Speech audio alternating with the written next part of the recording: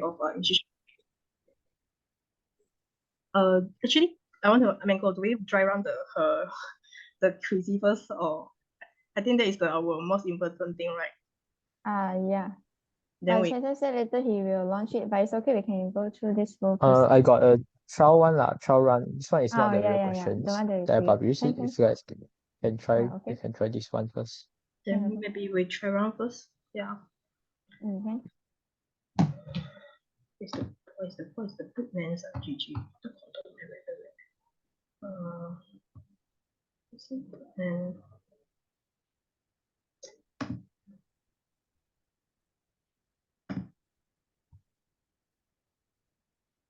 You guys can see my screen, right? okay. Yeah, you can see very clear. So now we just what's the website? Just type quizzes, right? And then just join. Yeah. Okay. So the join code 068314.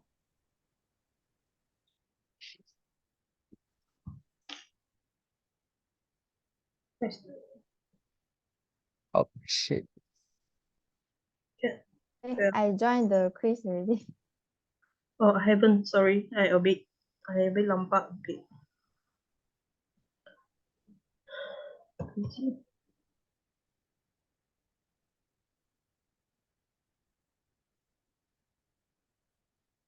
Okay, Jason, can you go back to the meeting? Quizzes page. Yeah. Then in the code. Basically, I tried just now on my own, and then after I start, it just show that who are like all the participants there who are joining a quizzy and what's their like accuracy. You're not showing the questions to them. It's like everyone got their different questions on their own lah. And at the end, if you want to review a question, you can. Oh, okay. We just try and see.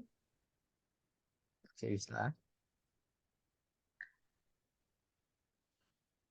So I will ask them to profile name if so that we have double verification. So like that better.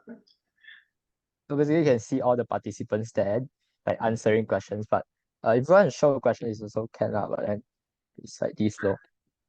Okay. My lord, I haven't got to the question also. GG. Okay. 1, 2, 3, start. So which means everyone will get different question. I think the sequence a bit different. Okay. But if you want to review a question, maybe you can like do it afterwards, like after the whole session, after the whole quizzy session ended, then you can review questions if Okay. needed. Then maybe during the whole session of like they answering the quiz, then maybe if you don't like talk, you don't want to like host the session, then we put some music also. Then they will like be there answering question. They can also see the leaderboard so that they can know who is on the top also. I'm not sure though. Yeah, so actually later, right, when they are attempting the question, we can just display this leaderboard. Then when all of them are done with this, then we can showcase the question. Then we can sort of like discuss a bit or go through a bit. Well, it depends though. We'll see how Dr. Ngo want to explain or not. Yeah. Sorry? Sorry. I heard my name. Why? Yeah, Mango is asking like whether you want to go through the Kahoot quiz question or not. No lah, you guys go through lah. Yeah, you can just go through. You guys just read through only ma. I mean you guys just read through. Then when there is any doubts, right, then I will come in lah. Oh shit. Okay. Oh my god. Yeah. GG. Yeah. Wow, Mango very strong. No, simply do. So I think this is okay, right? The quizzes. So should be fine. So should I end? Yeah. But is there any timing actually? I want to ask. I think any time I think for the quizzy itself, it got its own timing for each participant, and they also got a speed bonus for it. And if you for ourselves we control it. If you want, you can end the quizzy session anytime. It's like on here, over here. I can edit anytime, even though like some of them didn't finish the quiz yet. So you can control the timing also lah. Oh my, yeah. Okay.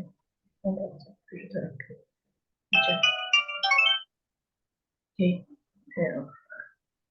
Next. So I think it's fine lah for now. Okay. Because when I'm done, I can see like my name and then my marks, then my ranking, my score. So we can screenshot this performance stats also. Yeah, like what you said, we can review the questions. Yeah, I mean, they're just asking to screenshot because of the screenshot the mark also. Yeah. Alright, Okay. and then show the ranking. And this will be the podium lor, and then they will know who wins it lah. Then you have to before when they register for the quizzy, you have to ask them to put their real name lah, so that you can know who is it. It's Yeah. better lah. I asked them to screenshot their profile and before their less than the following. If there's more time, then you can review the question over here lah. Yes. Why? Like this question, Okay, then you so can we review will it like go through the sequence of. But my friend said like someone asking me that some of them like haven't received the check. I can share the Zoom link in the members group and also official group lah. Yeah. Okay.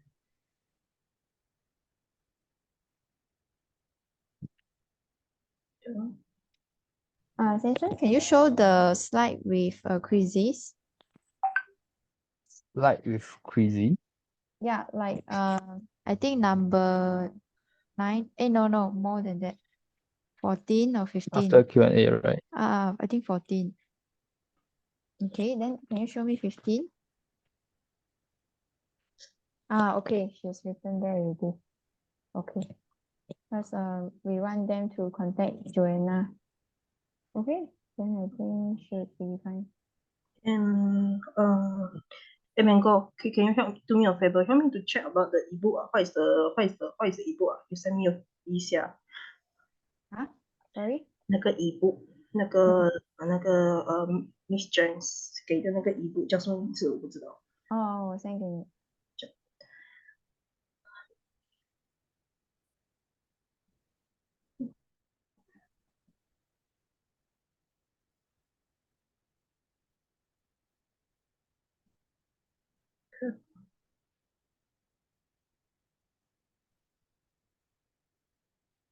Nice.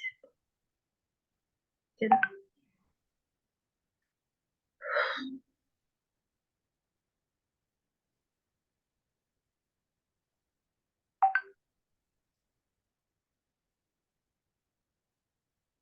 Thanks. 我要改一下。Okay, Samson, can you try to play the video and to see if the volume is too high?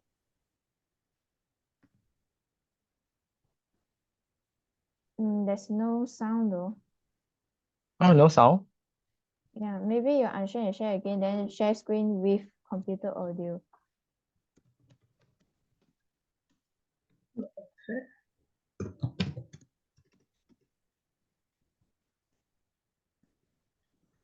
Hey, Joanna, is Victor joining us today? Yes, I think so. Okay, I'll ask him to take care of attendance. Okay. Alright.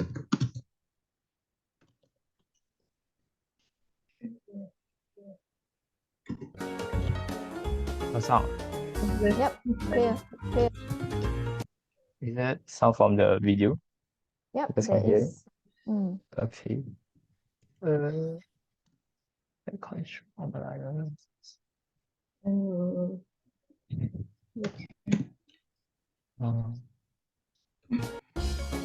Control. So later on will be on this page for the first Like 5 when- minutes only, right? I think when the participants are joining, we are showing this page. And then the video will be played, right? Yeah, it will be played all along. Then when Joanna is starting, then you will just pause this video and she will just try to speak and everything. And when she's going to introduce me like for the speech session, then you can move forward to the next slide. And after mine, just move forward to Hugh to invite Miss Jane to speak. Yeah. Okay. Miss Jane is the founder of Hill Club, right? Founder, right? Yeah, she's the founder. Oh. And then, okay. Dr. Ngong, do you like to have a feedback form or not? Because actually I do create for you. Okay, if you guys already done, then just put it out. I'm okay. Yeah. Actually, it's better. If there is a feedback form, it's better. Yeah, the name I put optional, whether they want to put name or not. But Yeah. my other thing, I was like, how is the state of in teaching, something like that, like standard one. Yeah, it's okay. Yeah. You say you want us to try the QR code, right? We can try the feedback form. Can. Yeah, that would be great. Thank you. Yeah. So, Dr. Ngong, later where will you be practice? Kluang. Klang, Hospital Kluang. Yeah. when you come back? Cool. I'm actually back, but now I'm a house husband. I took leave lah. I took leave until 27. Oh, okay. Then I think July, I will go Klang for a super conference. I don't know. See whether you there or not. Oh, what conference? Sorry? I don't know. It's like the IU sister nurse told me that like Dr. Niza, our the auto doctor, tend to do some conference in early of July. Yeah. Oh, yeah, okay. You mean in Kluang, is it? Yeah. Oh, okay. Yeah. Because currently I'm in Batu Pahat. I see. Yeah.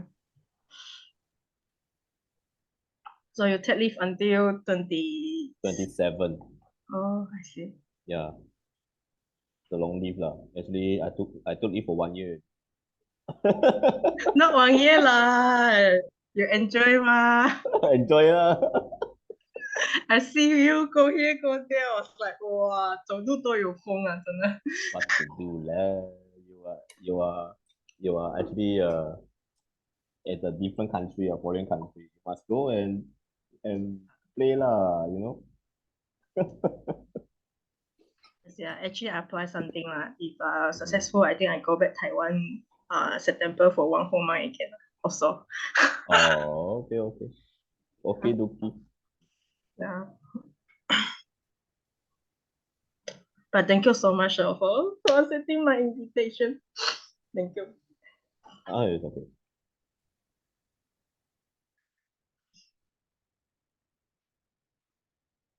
Okay, so shall we start the dry run session briefly?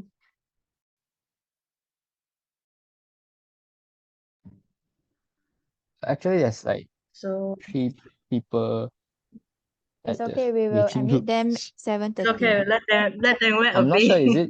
No worry. I saw Victor. I'm not Oh, sure, Victor, but let I'm not him sure in. about others. Like, are No, they committee or are Oh, they okay. participant? Okay, maybe you I can mean, just Victor, read their yeah. name. Victor is okay. One is Angela Nelson, No, Angela is a and participant. and then it's Nelson? Lua Lian. No, just Victor lah. Yeah, that's it. Okay. Okay, so we quickly have a driver. Yeah, so okay, everybody. Okay.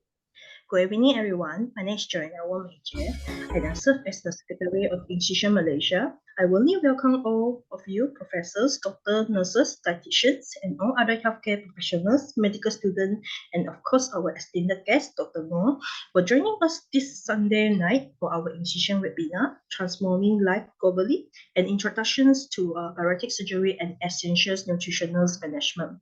We are honored to have Dr. Ngong Chung as our guest speaker. We would appreciate if a participant could use the virtual background we provide for the event, which you could find out in the event together with the Zoom link during our webinar. First, let's just welcome our President of Institution Malaysia, Dr. Lin Yishu, to deliver her opening speech. Then you can move to the next slide. Yeah. Then when I'm done, then I will pass the floor back to Joanna. Okay. Thank you, Dr. Ling Isiu. Next, on behalf of Incision Malaysia, we would like to express our gratitude to our sponsorship partner, Hugh Club. We are pleased to invite Ms. Jen Chiu, founder of Hugh, to say a few words. Then let's invite Ms. Jen, and then he will share about some information of the Hugh, and then pass back to me, and then I will say thank you, Ms. Jen. Now let's take a group photograph together with Ms. Jen. Sorry, I think your script is fine, no problem. Just mention if like Miss Jane is done with her presentation or maybe introduction on here, then she'll move forward with introducing her YouTube channel. So afterwards, you can just listen to what she says and you'll move forward the slide. Just move next. Okay? Okay, no problem. And then after Miss Jen introduction, then we will have How about we will question. How about this slide? So this slide, because like we play the video, so do we move it after Miss Jane completed her speech, then we move into this slide and then continue with the photography session, or how do we do with this slide? Probably for this we need Joanna's help to like briefly mention like this is the ebook that Hugh is sponsoring us. So let us just take a minute to just look at the video for more information regarding the ebook. Just like one sentence, then we play this video, and after it's done, then we move forward to photography. Can? Okay, this is the ebook.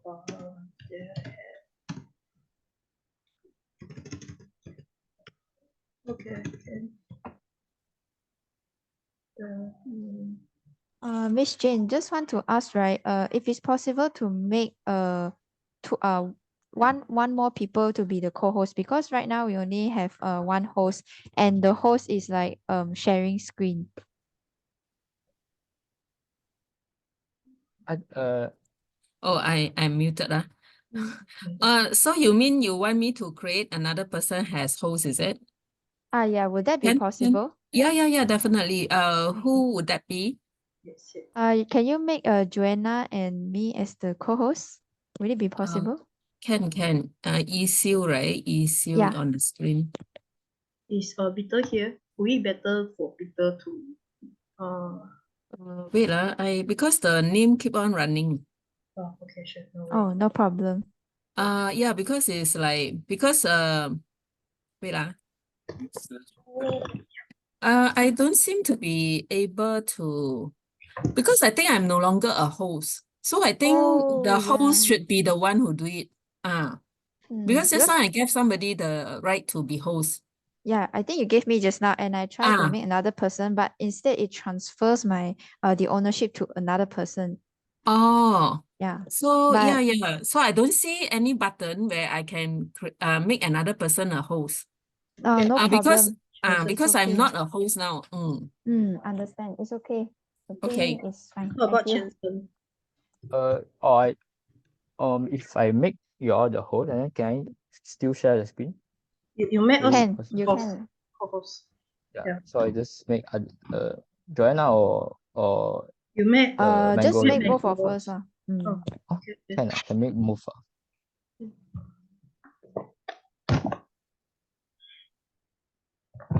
Only one. I'm not sure Yeah, about co-host. I think it transfers the ownership, but I think it's better for Tianxuan to be the host. So Joanna, maybe you can just make him the host. Yeah. In the host again. Oh, Then okay. you can assign the site Yeah, there's control no period. co-host function for this meeting, I think. So how do I pass up? Go to participants and then click just hover beside their names. There's the three dots there. Then just make co-host or make host. So I met Jensen the host. Yeah. Make host. Okay.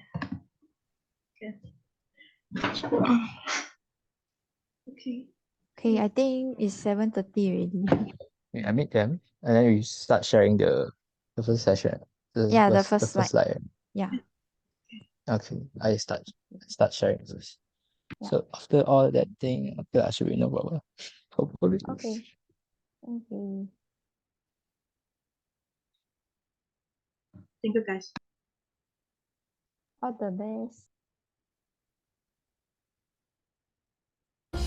Joanna, we will start around 7:35 lah. Don't want to wait too long.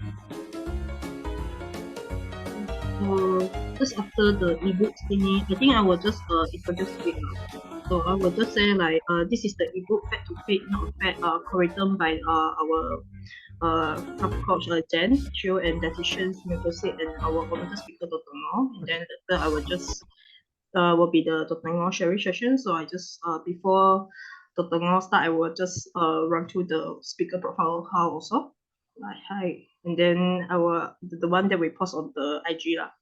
And then later, I will say, let's ask welcome Dr. Mo for his presentation, and then let's Dr. Mo presentation, and then later, that after that, then will be our then Dr. Mo, and then there is the question and answer session. There will be around like 5 questions, but I will still open to the floor, see whether anyone will want to ask publicly, and then. Okay. And then later is the highlight of the webinar, the quiz session, and then I will ask them to screenshot the username and then screenshot if they are winning, and then to claim the prizes for me later.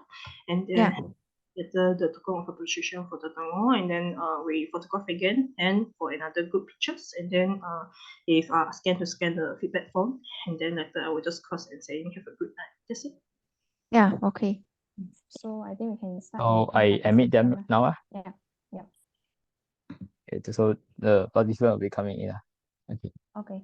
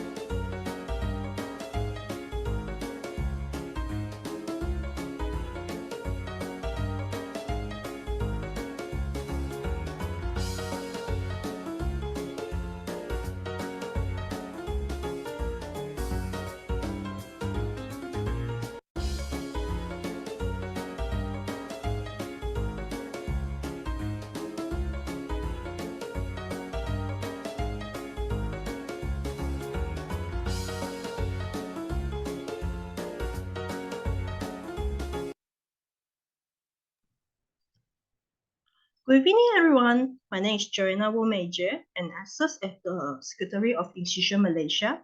I warmly welcome all of you professors, doctors, nurses, dietitians, all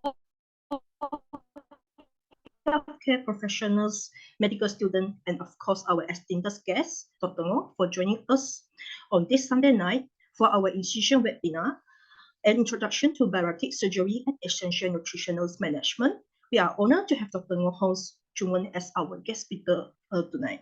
We will appreciate if all the participants could use the visual background we provide for this event, which you could find out then in the email together with the Zoom link provided. First, let us welcome our President of Institution Malaysia, Dr. Lin Yixiu, to deliver the opening speech. Thank you, Joanna, and good evening, everyone. I'm honored to welcome all of you to this insightful webinar, and happy Father's Day to those who are celebrating. First and foremost, I would like to extend my heartfelt gratitude to our esteemed speaker, Dr. Ngo Chun-won. Dr. Ngo, thank you for sharing your expertise with us today and for your generous sponsorship for the quiz sessions. Your support and contribution to this event are invaluable. I would also like to express our sincere appreciation to our sponsor, Hugh, for their unwavering support, and also a special thank you to Jane Chiu, Hugh's representative, and also the founder, for sponsoring 5 copies of the ebook Fat to Fit, Not a Fat, co-written by Jane herself, a dietitian, Meg Yesit, and also our honorable speaker, Dr. Ngo. And we are incredibly fortunate to have such dedicated and supportive partners, and your contribution have significantly enhanced the value of this webinar. To all participants, thank you for joining us tonight, especially on the Sunday night and on a Father's Day celebration. Your presence and engagement are what make these events meaningful and successful, and I hope you'll find today's sessions enriching and informative. I would also like to acknowledge and thank Joanna for being instrumental in connecting us with Dr. Ngo. Last but not least, a big thank you to all committee members who have worked tirelessly behind the scenes to ensure smooth running of this webinar. Your hard work and dedication do not go unnoticed, and I am truly grateful for your support. Thank you so much, and back to you, Joanna. Thank you so much, Dr. Lin Yixiu. On behalf of Institution Malaysia, we would like to express our gratitude to our sponsorship partner, Hugh Club. We are pleased to invite Ms. Jen Chiu, founder of Hugh, to tell us more about Hugh's. And Ms. Jen, you have the floor. Hello, everyone. Thank you for having me here and the opportunity to speak to so many doctors and maybe some other wellness professionals here as well. Yeah, so I'm the founder of Hugh Club, and together with Dr. Ngo and the other another dietitian, we actually wrote the book called Fat to Fit. So through Hugh Club, our objective is really to educate the public to actually practice healthy lifestyle so that they can actually prevent metabolic syndrome such as diabetes and other diseases later part of their life. So what the HIL actually stands for, four elements. So for example, H actually stands for the most important thing.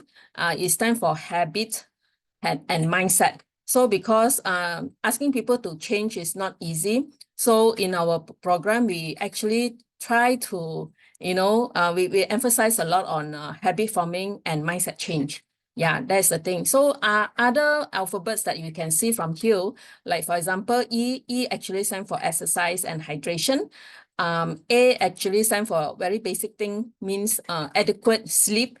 And L actually stands for our diet approach, which is low carb, high protein. So we are using science-based methodology to help our clients to reverse health. Yeah, so that is about health. Hugh Club. So I pass the floor back to Joanna. Thank you.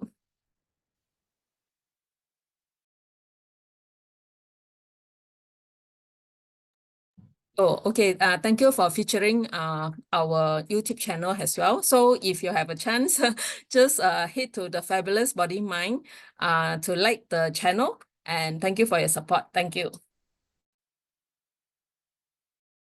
Yeah, maybe I will let our participants to have a few seconds of time to scan the QR code. that hey, this will be a promising YouTube channel that you won't want to miss in order to seek for a better healthcare as well as more information awaiting for you. Thank you, Miss Jen. And now maybe we can take a group photograph together. So participant, we will welcome you to open your camera and let's have a group picture together. Thank you.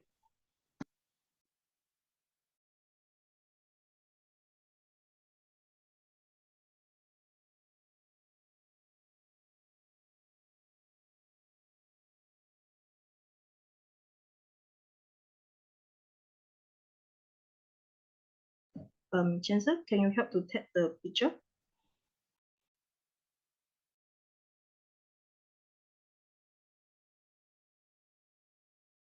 Hi, sure.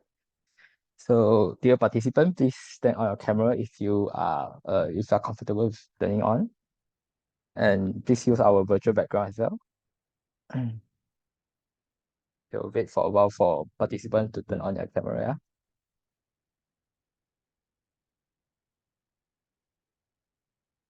So you will now be taking the picture.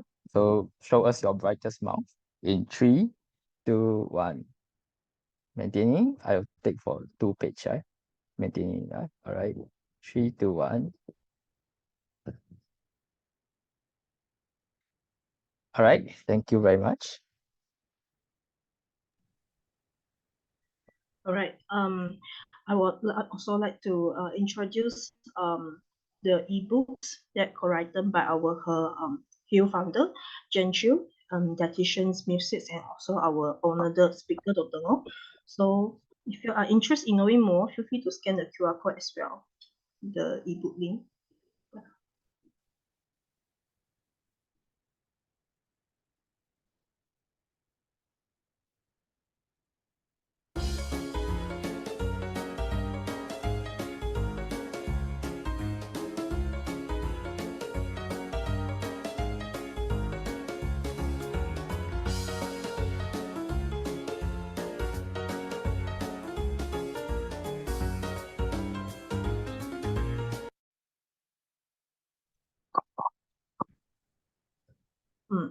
All right.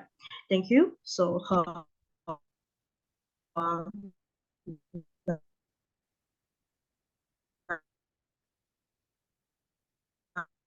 I would like to privilege to invite our esteemed guest speaker.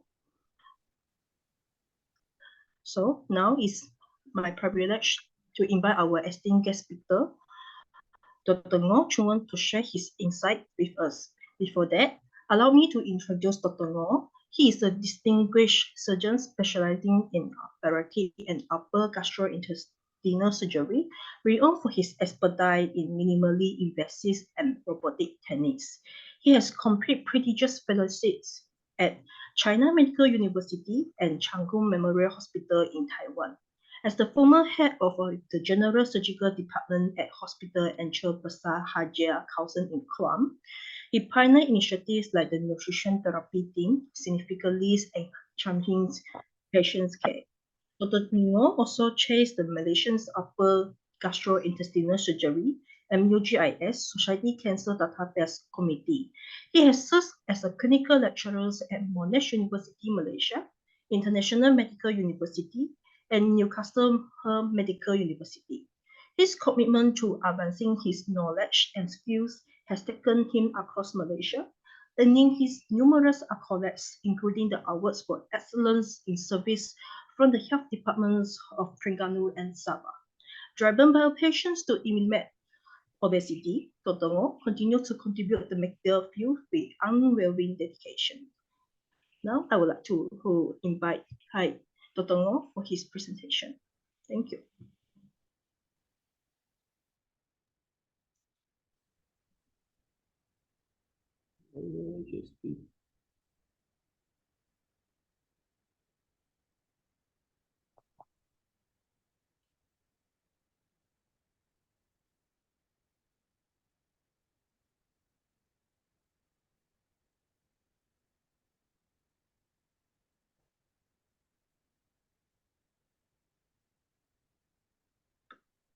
Sorry, I couldn't share my screen.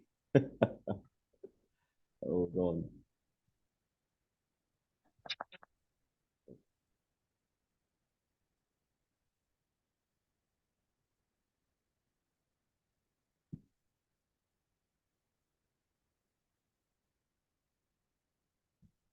Hello. Can you guys hear me? Yep, audible. Okay. And we can Yeah. see your screen. Thank you. Okay. Thanks. Uh, so sorry for the small hiccup. Okay. If you know that actually I have been left this Zoom platform for quite a while, so I have to find where are the buttons.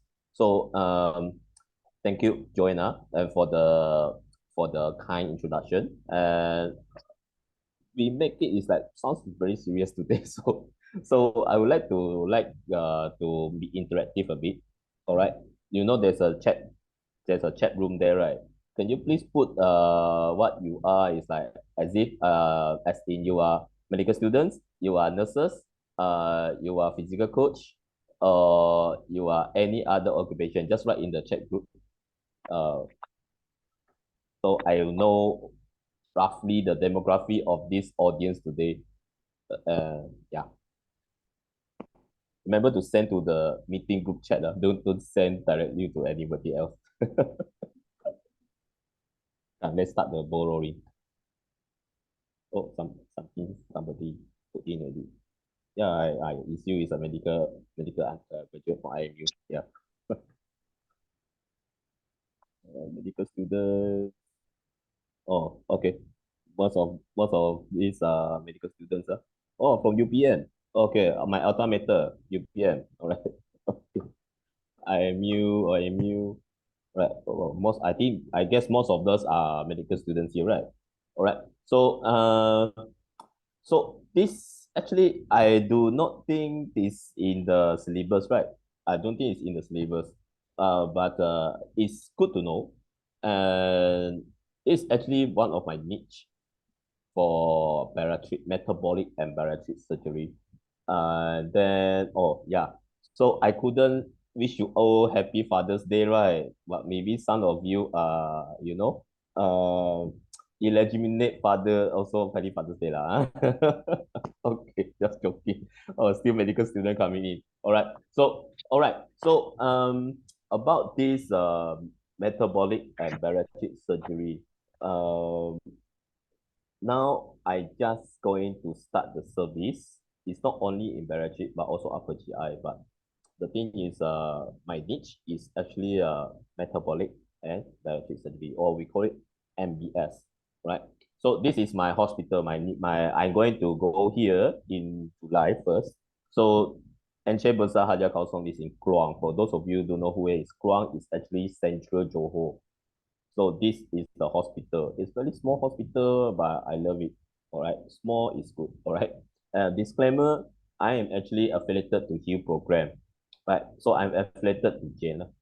Uh, this I think I met with Joanna. All right, I met with Joanna in Taiwan, and she actually kind enough to invite me as a guest speaker today and to speak to you guys about this topic. So feel free to ask any question. You can just type in the chat box, right?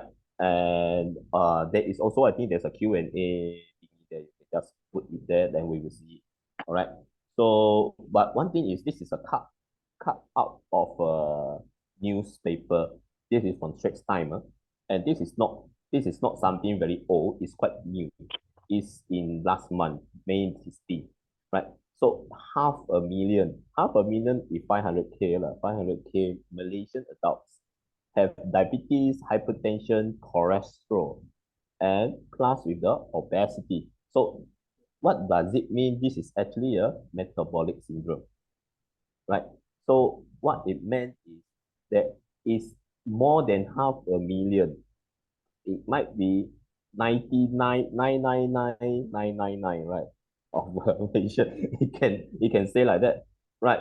But if you look at the Malaysian population, since 2021, it's 33 million, right? 33 million, and this more than 500,000 of adults, it seems like a small number, but if you compare to 33 million, right?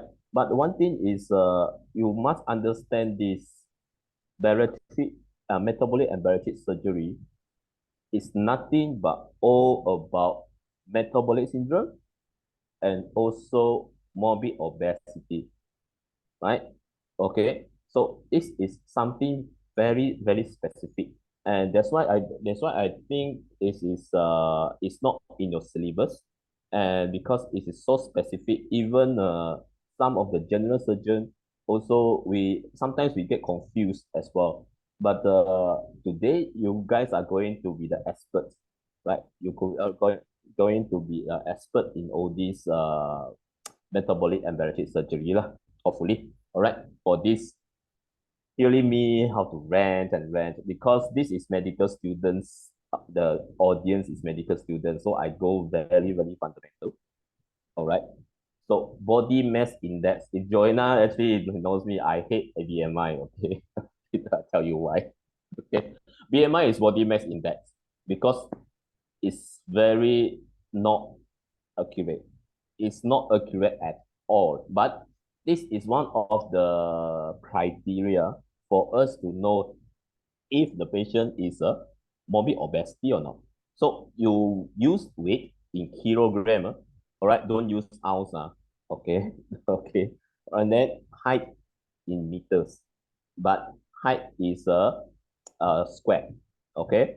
Kuasa dua lah, we are Malaysian here, right? Okay, so height in square. So they you get the index, which is a BMI, right?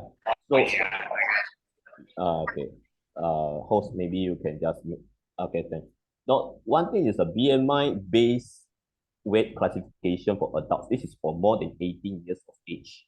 Why 18 years of age? Because pediatric population, adolescents, BMI is another topic, right, for bariatric and metabolic.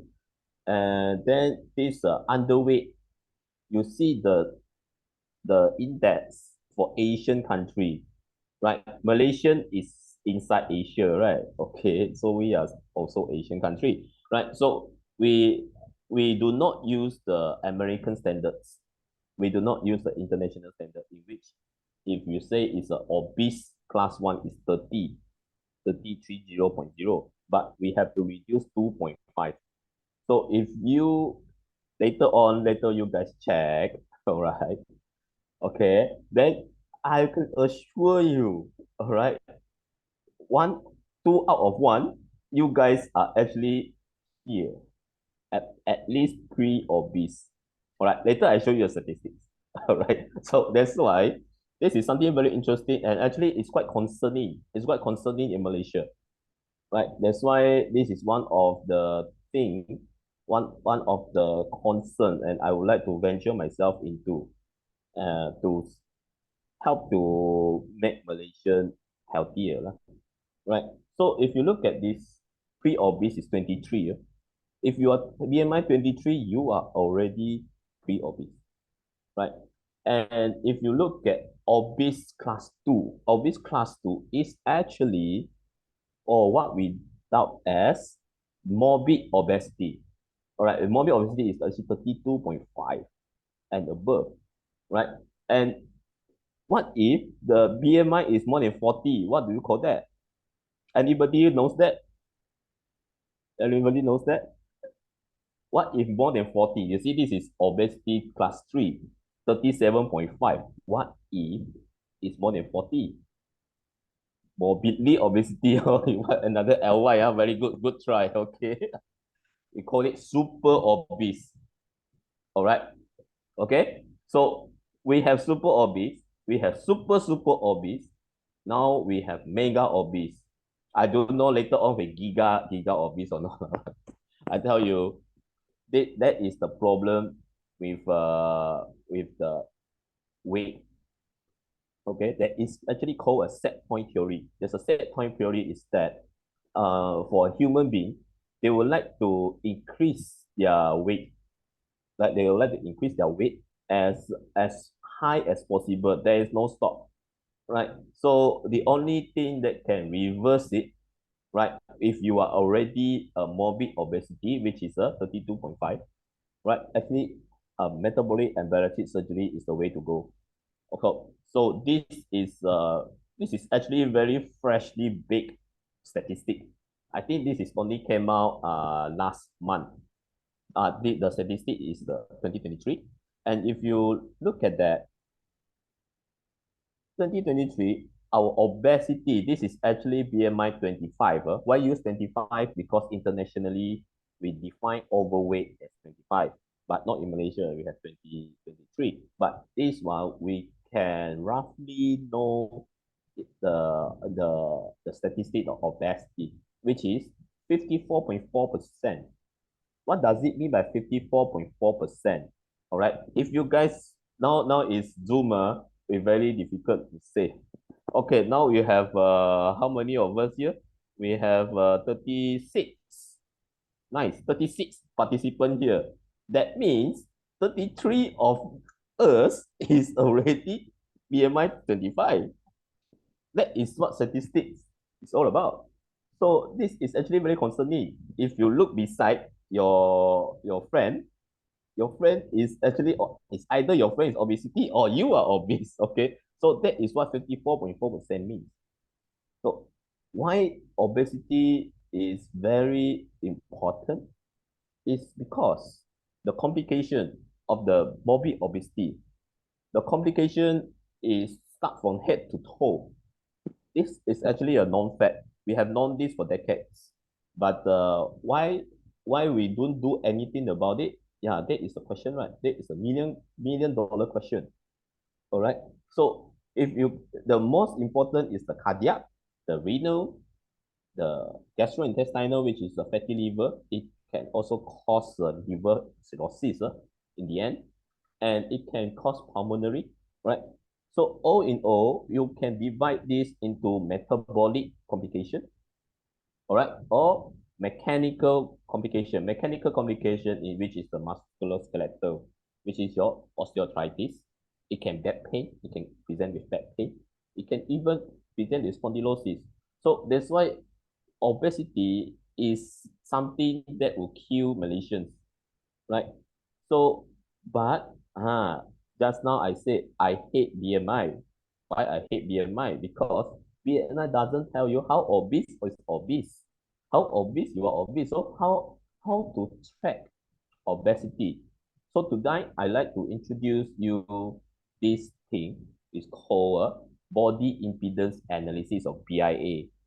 So the problem with BIA, this BIA is actually quite long already. I think since 1980s, the 1920s, sorry, 1920s. But the one thing is, why is it not so popular? Imagine my ward, if you guys in my ward, okay, my previous hospital ward, right? The patients are weightless. Most of our patients are weightless. So why our patients are weightless? Because the nurses are burnt out. The nurses are burnt out. The patients are not being weighed. So that is the problem. If you want to get BMI, it's a problem. What more you want to get the BIA? But one thing is, if you really wanted to treat obesity and metabolic syndrome, you must always get the BIA. BIA is not any other weighing scale. It's a special scale. The cheapest one I think is 30K RM lah. Right? So what is the advantage of this BIA machine? You can know the hydration. You would know the most important is the fat-free mass, right? That which is the muscle mass. You then you have your fat mass. You have skeletal muscle mass. Or this is actually very specific. Skeletal muscle mass and fat-free mass, right? So it will come out with something like this, a report like that, right? As what Joanna told you guys, I was in a China Medical, right? In China Medical, there is an obesity medical center. So they only do bariatric and metabolic surgery only. That is all that they do. Right? 1 year they can go up to 700 to 800 cases. So But what they did is every patient, they have BIA, right? So this is in Chinese, but I translated for you. So this, the first one is a water mass. Then you have the protein mass, you have a bone mass, you have a fat mass. So this is what we need to see. We need to identify rather than the BMI. Yes, BMI is, I would say BMI is a screening tool for you to uh, to, to ascertain if the patient needs a bariatric or metabolic surgery or not. But you have to go in depth with the BIA, which is the most important thing is the protein mass and the fat mass. So when you go down further, you will see the muscle mass distribution. The muscle mass distribution, if everything I did of this patient, particular patient, the muscle mass distribution is quite good, right? This is the right upper lip, left lower lip, left lower upper lip, and this is the torso, and this is the right lower lip, this is the right lower lip, left lower lip. So there are some instances where usually the lower body is inadequate. So this is pertinent into the muscle mass. And the total body water, total body water should be around 30 to around 45%. So this one, he is actually quite good, right? And the best is you can, with the BI machine, you can have a trend of parameters where this is the total weight. The patient is from 74.3 kg, and this is over the course of 4 months, like 3 months, the course of 3 months. So then he has already reduced to 73.2. And the most important thing is SMM is a skeletal muscle mass. The skeletal muscle is not being reduced. If you look at from his weight loss journey, all right, he lost a few muscle mass here, but he eventually picked up. He very picked up, right? So, and this peripheral body fat, and the most important is the body fat. The body fat from 31% to 30%. This is actually very good. It's quite good already. And the water is actually, we just want to look at the water. Sometimes the problem in Malaysian also, Malaysian, we don't take water. We like to take bandung. I syrup bandung. Or we like to take our favorite Milo dinosaur. Oh my God. Okay, that one is the worst. All right. So no, right? You must take more water, right? If you take more sugar, you convert to fat. So your fat mass will decrease, right? So, and when we are talking about metabolic surgery, we are talking about metabolic syndrome. And the most important component in the metabolic syndrome is actually type 2 diabetes mellitus. In a lot of papers have already told us that metabolic surgery is good to reduce the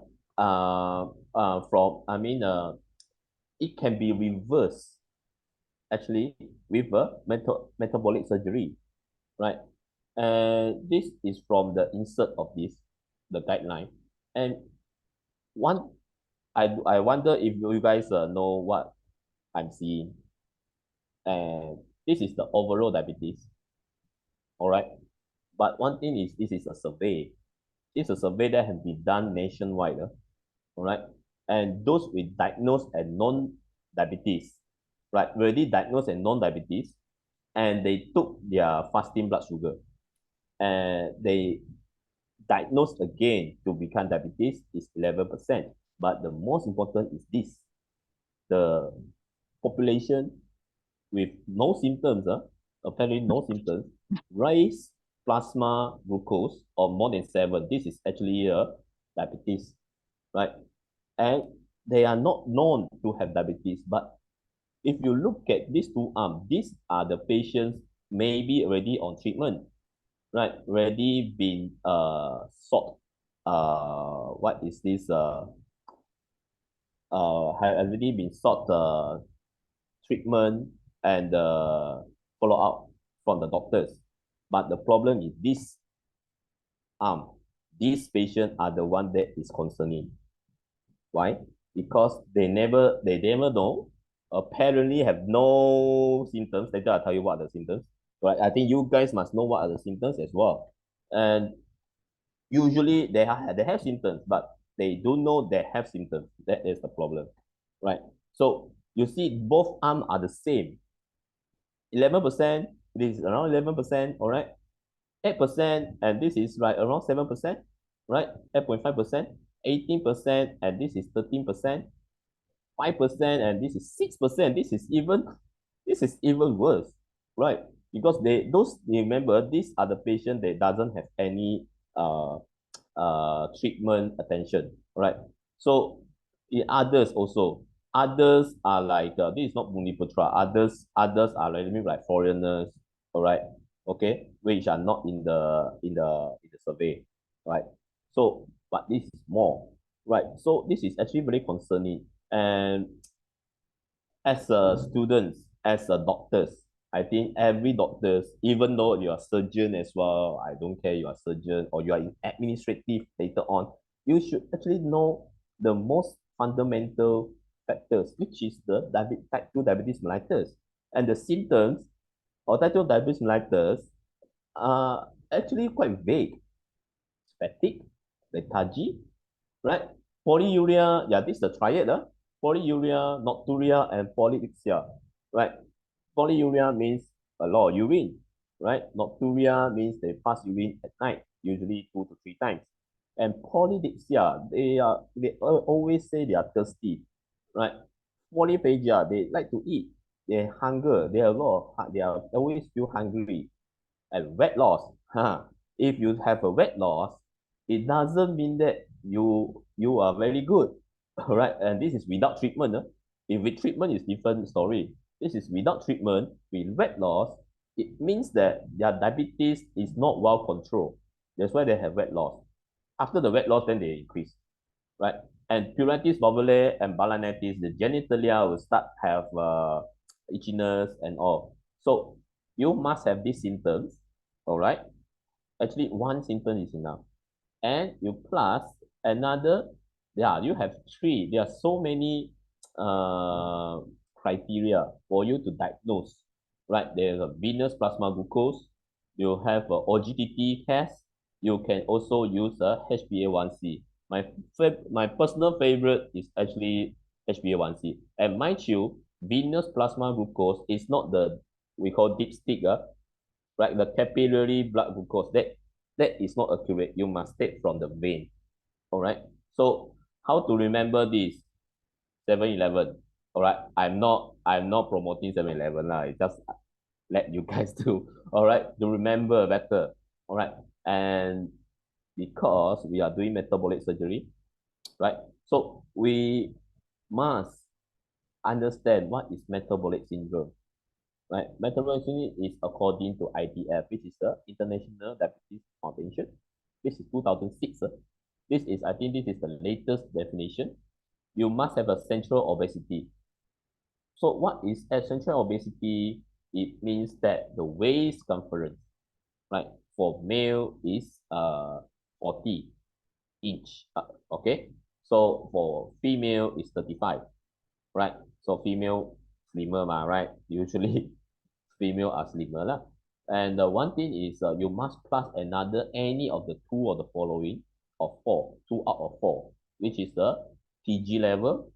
You can have your HDL level, HDL cholesterol level, and also the blood pressure, right? This is you either or systolic or diastolic, right? Or you already been treated as a hypertension, and also fasting plasma glucose, or we call it FBS, fasting blood glucose, blood sugar, right? So this 100 milligram per deciliter is a 5.6 millimole per liter in what we use in Malaysia, right? So if the patient have you always say sangkao, right? Sorry, in Chinese, right? In Malaysia, in Malay, always tiga tinggi, right? But ada tiga tinggi. What are the tiga tinggi? High blood pressure, high blood glucose, high cholesterol. So this is actually the metabolic syndrome, right? There is one caveat here, very, very important. The central obesity is if the BMI is more than 30, right, you are already considered as a central obesity. All right. That means all the patients that come for MBS are actually metabolic syndrome if they have diabetes and hypertension. That's it. Right. So this is actually quite discerning. Okay. So before I move on, and let me see the chat box. What Lin issue asks, what is considered an acceptable amount of body fat? All right. For male, Asian male, for Asian male, age 40 and below. All right. Why 40? Because after 40 is a bit of different story already. Yeah. Okay. You guys are all students here, right? So 40 and below, I will consider for female will be around 20. If 20% of body fat, you will look like a model already. All right. For male, is 25. Right. So that I hope that that will answer your question. But you don't want to go too less. It's like I want zero body fat. No lah, you cannot achieve that lah. All right. Maybe I want to achieve 10%, but I tell you 10%, you look cacasic. You don't look very nice. So I would say maybe for female, 15 to 20% body fat will be acceptable, will be the best. Right. For male, for female is 20 to 25. For male is 15 to 20. Why? Because female have more body fat. All right. And then you guys know where the body fat goes to lah. Huh? All right. The humps and the bumps. Huh? All right. So the principle of okay. So before I go there, the metabolic and bariatric surgery. Yeah, 20 to 25 for women. This is for age less than 40. For more than 40, you can add another 5%. Right? That means for more than 40, for female will be 25 to 30. So for male will be 20 to 25 for more than 40. Right? So metabolic and bariatric surgery, this is the best metabolic surgery. Okay, all right, which is suture the mouth lah. You suture the mouth, they cannot eat lah. That's the best. I can tell you 100% excess weight loss. All right, in 1 month. So what is the problem with MBS is the principle. So currently the principle of MBS, traditionally, we have a restrictive mechanism. We also have malabsorptive mechanism. Don't worry, I will going to describe about this later. And this is a traditional pathophysiology on what we think, right? What the surgeons think for the past decades. But now the modern, with a newer perspective, actually bariatric surgery, metabolic and bariatric surgery is a hormonal surgery. We have a foregut theory, we have a hindgut theory. All right. Okay. So what are they? Restrictive. Let's say restrictive. It's very easy. I just put a band, all right, over the stomach, all right. So the stomach will get distended. Once the stomach get distended, you will have reduced hunger, right? Okay, you reduce more hunger, but there's a big stomach below that. So this is a restrictive. You try to restrict the food intake of the patient. So what you do is this is a picture of an adjustable band, but we don't look at that. We are looking at the procedure later on. What I want you to focus on now is the restrictive mechanism, right? So what you can do is restrictive. You always go to the stomach, where you want to reduce the stomach, right? Like for this diagram, this is a RIGB, the Roux-en-Y gastric bypass. And you see the gastric pouch is only very small. Okay, they're so small that the patient unable to eat, right? So that is a restrictive point of view. And on the other hand, you have a malabsorptive point of view.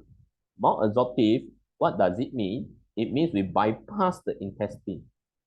So if we bypass the intestine, you look, esophagus, the patient eat cat. Oh, now cannot eat KFC already, right? Boycott already, right? Mary Brown lah, homegrown, all right. So you eat Mary Brown, or okay lah. Now it's very sensitive. You can take fried chicken, all right. So you take whatever fried chicken, esophagus, go into the pouch, and you have already bypassed right? The intestine, right? So this is the malabsorptive point of view. Okay, so the food, how does the human body digest food, and in turn eventually will cause a absorption. You need bowel, right? You need bowel because you need pepsin, you need renin, right? You need lipase, you need amylase. Of course, amylase for saliva, but the amylase from pancreas is more important, right? So you need all these enzymes to digest the food component in order for your body to get absorbed. So what you do is you put this long. This is the non-scale diagram. Usually, depending on the patient, on the surgeon, some surgeon they can put 75 centimeter, but I think it's rather very short. Or some surgeon they put 100 or 150, right? And for this, they put maybe 75 or also 100 to 150. So all in all, it might be 150 to 300, right? So we must know the normal population, the total bowel length. The total bowel length is how much? Now that is the problem when we do a RIGB, because RIGB we only look at above. The problem is the technicality of counting the bowel. So most of the surgeons, they don't count the total bowel length. So that is a thing, right? Um, I have a study and unpublished. I can tell you for at least for Taiwanese population is about 300 to 1,000. That is the population of 800 cases, and the total bowel length, because we routinely calculate our bowel length. So that is the range. You see, the range is so varied. So that is the problem. That is why I advocate to calculate the total bowel length for all the patients, right? But okay, so enough said. The problem with that is, let's say this patient is 600, so you already bypass, let's say 300, right? So you only have 300 intestine to digest and absorb. So that is what we call malabsorptive, right? Let's go to the anatomy of the gastric bypass. I think this is actually, it won't come out in exam anyway. This topic won't come out in exam. Okay, but at least for you budding surgeon, right? You are all are new budding surgeons. You are going to become my colleague maybe in the 5 to 10 years time. All right. So I shall tell you the anatomy of a gastric bypass, which is actually because gastric bypass is the gold standard. And from the gastric pouch, right, towards the bifurcation or the anastomosis, or we call it a common channel, right? This is what we call alimentary or limb, right? And the one from the duodenum towards the common channel, which is what we call a biliopancreatic, because bowel, biliopancreatic limb, right? Okay, this is another limb. It's very, very important, this thing. And of course, the common channel, right? So you have, if you are going to do a gastric bypass, which is a RIGP, right? You will have a limb or alimentary limb. You will have a BPL, a biliopancreatic limb, and also a common channel, right? So, and the most important is the limb and plus the common channel, you become the total alimentary, or we call it TAL, because this is the limb that is functional. All right. Okay. So these are the terms to use for the anatomy. And mind you, if you are going to, there are a lot of ways to do a RIGB, but here I just want to show you the RIGB will cause internal herniation, and those are the defects.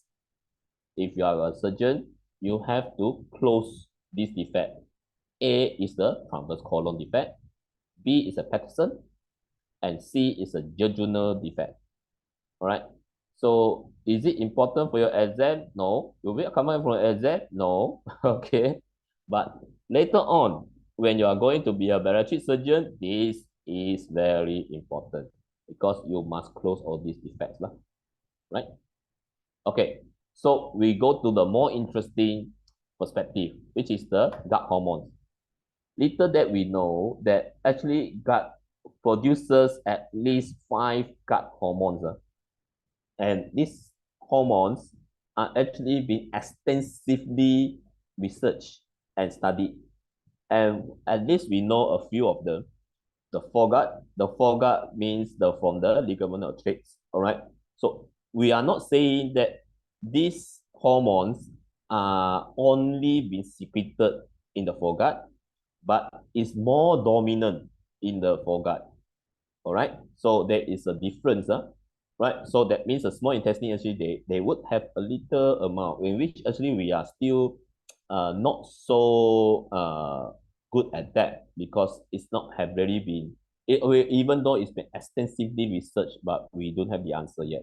But one thing is the most popular hormone is the ghrelin. The ghrelin, initially we thought it was only in the fundus, but actually it's in the whole stomach. The whole stomach is secreting ghrelin. And this ghrelin is the one that causes hunger. Then come hunger sensation. All right, that is ghrelin, right? So how does ghrelin being secreted? Is when your stomach is collapsed.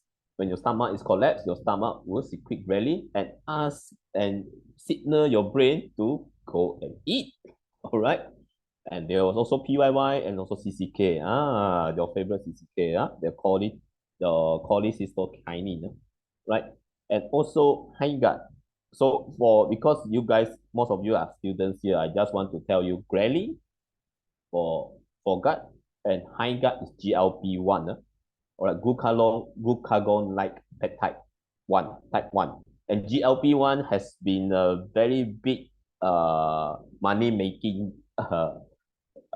material, I mean a factor, right? Okay, because this can come in the injection form, can come in the oral form. And this GLP-1 most are being secreted in the distal ileum. And GLP-1 will increase your satiety. So how does GLP-1 being secreted? It's just that the food, the kind, right, has been bypassed into the distal ileum, and that one will be secreted. And the small intestine, the distal ileum, will tell your brain that okay, you eat enough. Okay, that's satiety. All right. So you must remember hunger, satiety, and satiation. They are 3 different things. All right. Okay. So and also GIP. GIP is another new thing, another new kid. Right. So I blah blah blah blah blah so much. Okay. The one thing is what is foregut theory? If we look at the perspective of a hormonal surgery, all right, sleep gastrectomy, it can be, if you look at the perspective of restrictive, yes, it's a restrictive procedure as well, because the patient can only eat so much, so and so much. It depending on the surgeons. Some surgeon will take 50 meals, some surgeon will take 100 meals, 150 meals. But one thing, if you look at the foregut theory, just now I said foregut is ghrelin, right? All right. Or what is the exact difference we discuss later on. Okay. So the gastric sleeve, we taking a bit 70% of the stomach out. That means the 70% of the ghrelin secreting, or we call it L cells, all right, have been taken out. So this will cause less hunger to the patient. All right. So if you look at restrictive, some surgeon will just say, oh, no, you shouldn't too much, it's too restricted. All right. But if you look at the hormonal perspective, you would like to take as much of the stomach out as possible. If you look at the RYGB, there is a remnant stomach there, right? Remember the remnant stomach there. That's why RYGB it also cause a weight regain. That is another one problem with weight regain, right? Okay, high gut. High gut is the GLP-1. So this duodenal switch. Duodenal switch is one of the, the ceiling. Okay. The most difficult procedure bariatric procedure, right? There is a ceiling already.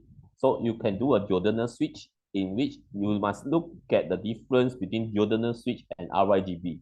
RIGB, you already take out the pylorus, but duodenal switch is at the duodenum. It's a duodenal jejunal anastomosis. So the duodenum is you still have the pylorus, right? That makes a lot of difference. Pylorus is your friend, right? But one thing is they will calculate how much is the intestine, and usually depending on the surgeon, it can have 200 up to 350, right? So it actually depends on patient, of the surgeon, and also not really depend on surgeon, or also the patient as well, right? Some patients will need 250, some patient will need 300 of the common channel, all right? So if you have a lesser common channel, all right, so if you have a more GLP will be increased because more food will get into the distal ileum. All right, understand this? So this will, it will increase the GLP-1. All right. So we come to issues. This one. What is the difference between satiety, satiation, and also hunger? All right, hunger. We talk about hunger first. You guys ever feel hangry? All right, when you feel hungry, you hangry, right? You angry and hungry, so hangry, right? So if you feel hungry, right, that is a sensation of you need to eat something, right? That is hunger. All right. Satiety, you already feel you don't feel anything, you don't want to eat anymore. That is satiety. All right. Satiation is you feel full, right? Satiation is like, wow, I really full already. I think if you go to buffet, right? You guys are students, right? You guys like to go to buffet, right? So you guys go to buffet and until satiation, all right? Okay. Even though you already have satiety, but you eat until you have satiation, right? So that is the difference. And this is actually quite scientific term. If you want to look at a scientific term, there is a very long definition. You can look up actually, or after this you can ask me again, then I will tell you the exact term. But that the concept is there. So there are three different things: hunger, satiation, and satiety. I hope this one answer your question. All right. Okay. Feel full after eating. Very cannot muscle already. Very good, very good. No, satiety is you don't feel like to eat, not full. It is not feeling full. Satiety is you don't feel you like to eat, right? Hunger, you want to eat, right? So you are like a predator. You want to eat something, all right? I don't feel like eating. Yeah, don't feel like eating. Okay. Later you saw the depression. Later on you can find the real definition because the wordings are very specific. Okay, so this is what we do in China medical, and the types of MBS intervention, right? So what are the types of intervention? The gold standard currently, according to IPSO, is still RIGB, the Roux and White gastric bypass. So this is something quite traditional and gold standard. Why is it gold standard? Right? Gold standard doesn't mean that it is the best. All right. Gold standard means that everybody can do it.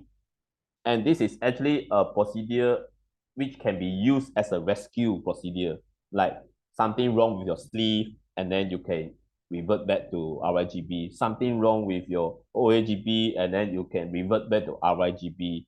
But RIGB, personally, I don't really advocate it. Right? Okay, so for surgical and non-surgical. So for surgical, we have a leg adjustable gastric band. And don't worry, all these procedures I'm going to describe one by one. You have 1 hour with me, right? Okay. And you have BPD, which is a biliopancreatic diversion. You have we call it mini gastric bypass or one anastomosis gastric bypass. We have sleeve. This is the most popular procedure nowadays, right? We have sleeve plus. We have sleeve plus means we sleeve and then we plus another procedure, sleeve plus. In sleeve plus, we have sedis, right? We have sleeve and duodenal switch, right? And also PJB. PJB is a proximal jejunal bypass. And we also have a non-surgical intervention, all right? We have an intragastric balloon. We have endoscopic sleeve gastroplasty. We also have a post, right? So post 2.0, there's a post 1.0, there's a post 2.0. For me, I can do all this, but the problem is I don't advocate as well because you know why? All these are still at the restrictive malabsorptive theory, right? They are still thinking at the restrictive there. They are not thinking of hormonal. If you think about it, they have nothing to do with the hormonal. They don't change any hormones, the gut hormones, right? For non-surgical. That's why, is it good? Okay, we describe later on, right? So this is a laparoscopic RYGB. All right, this is gold standard. All right, that's why I said it's gold standard. The principle is that it's a restrictive and also a malabsorptive procedure. So this RIGP has been popular for maybe 40 to 50 years, right? So the theory is that this is alimentary limb, right? The longer is your BPL, the longer is your biliopancreatic limb, the more malabsorption you will get. All right. The longer is your alimentary limb or low limb, the less reflux the patient will get. Okay. So that is another theory you can play around. That's why you can play around with the limbs, right? The advantage, yes, it is one of the best, right? 70 to 80% of excess weight loss. You must understand what is excess weight loss. Excess weight loss is we calculate the target weight at 22.5 BMI, right? And the rest of the weight is actually excess weight loss. So excess weight loss in 12 months usually is 70 to 80%. And this is one of the rescue procedure to be done for the patient we have reflux. If you are doing the MBS, reflux is always a problem, right? So it can also be used as a revisional procedure, right? You can revision other procedure and you can convert it to become RIGB, right? What are the disadvantage you can see even though it's a gold standard? Later uh you will note that there is actually more disadvantage doing the RIGB. Okay, the most important disadvantage is malnutrition. The malnutrition, yes, protein. My favorite protein is always cannot be absorbed. And one thing is also because the patient we didn't address the hunger. Why? Because you see, they are still grilling. The stomach is still there. It's not been taken out. It's only a restrictive part, right? Okay. And also, usually the one who do RIGB, they don't calculate the total bowel length because it's actually technically is quite difficult to do. All right, it's fair enough, acceptable. But one thing is because if you don't calculate the total bowel length, and you do know the total alimentary limit is as such, so you do not know your GLP-1 how much will be increased. And also another one is the vitamins, right? Why? You can see that the difference between the SEDIS, right, or PJB, and to this is you see it didn't go across the pylorus. The pylorus is very, very important. Right? The antrum is the one that secrete the intrinsic factor. Intrinsic factor, just hopefully you guys are good in physiology. Intrinsic factor is very good, is very, very important for vitamin B12, namely. Right? And also some iron, right? Absorption. That's why they also have anemia. So the anemia, it can we do not really know why the patient with anemia, but usually they say iron deficiency. But is it iron deficiency? Hemoglobin is not only heme, they also globin, right? So globin is actually protein. Can it be because of the amino acid is not enough? The absorption of the amino acid. right? Why? Why adoption of the minority not enough? Right? Because there's no pylorus, right? Okay. So, and you look at the stomach, the acid secretion is much less, right? The problem with RIGB and the problem with most of the MBF is weight regain. Weight regain 3 to 5 years. After 3 to 5 years, there are studies have been shown weight regain is also in RIGB. That is the problem. We want a permanent solution. We don't want something temporary, right? Stomach ulcers. Stomach ulcers is very notorious in RIGB. Up to 10 to 20%. 20% is a lot. 5 RIGB, one stomach ulcer. Stomach ulcer, you will have a upper GI bleed, lah, right? And one more thing is the internal herniation. Remember the defects, right? They can go into the defect. It's not, if the defects are not being, it's not to say the surgeon, maybe some surgeon they don't close it. Some surgeon they close it, but one thing is, even though they close it, when the patient lost weight, right?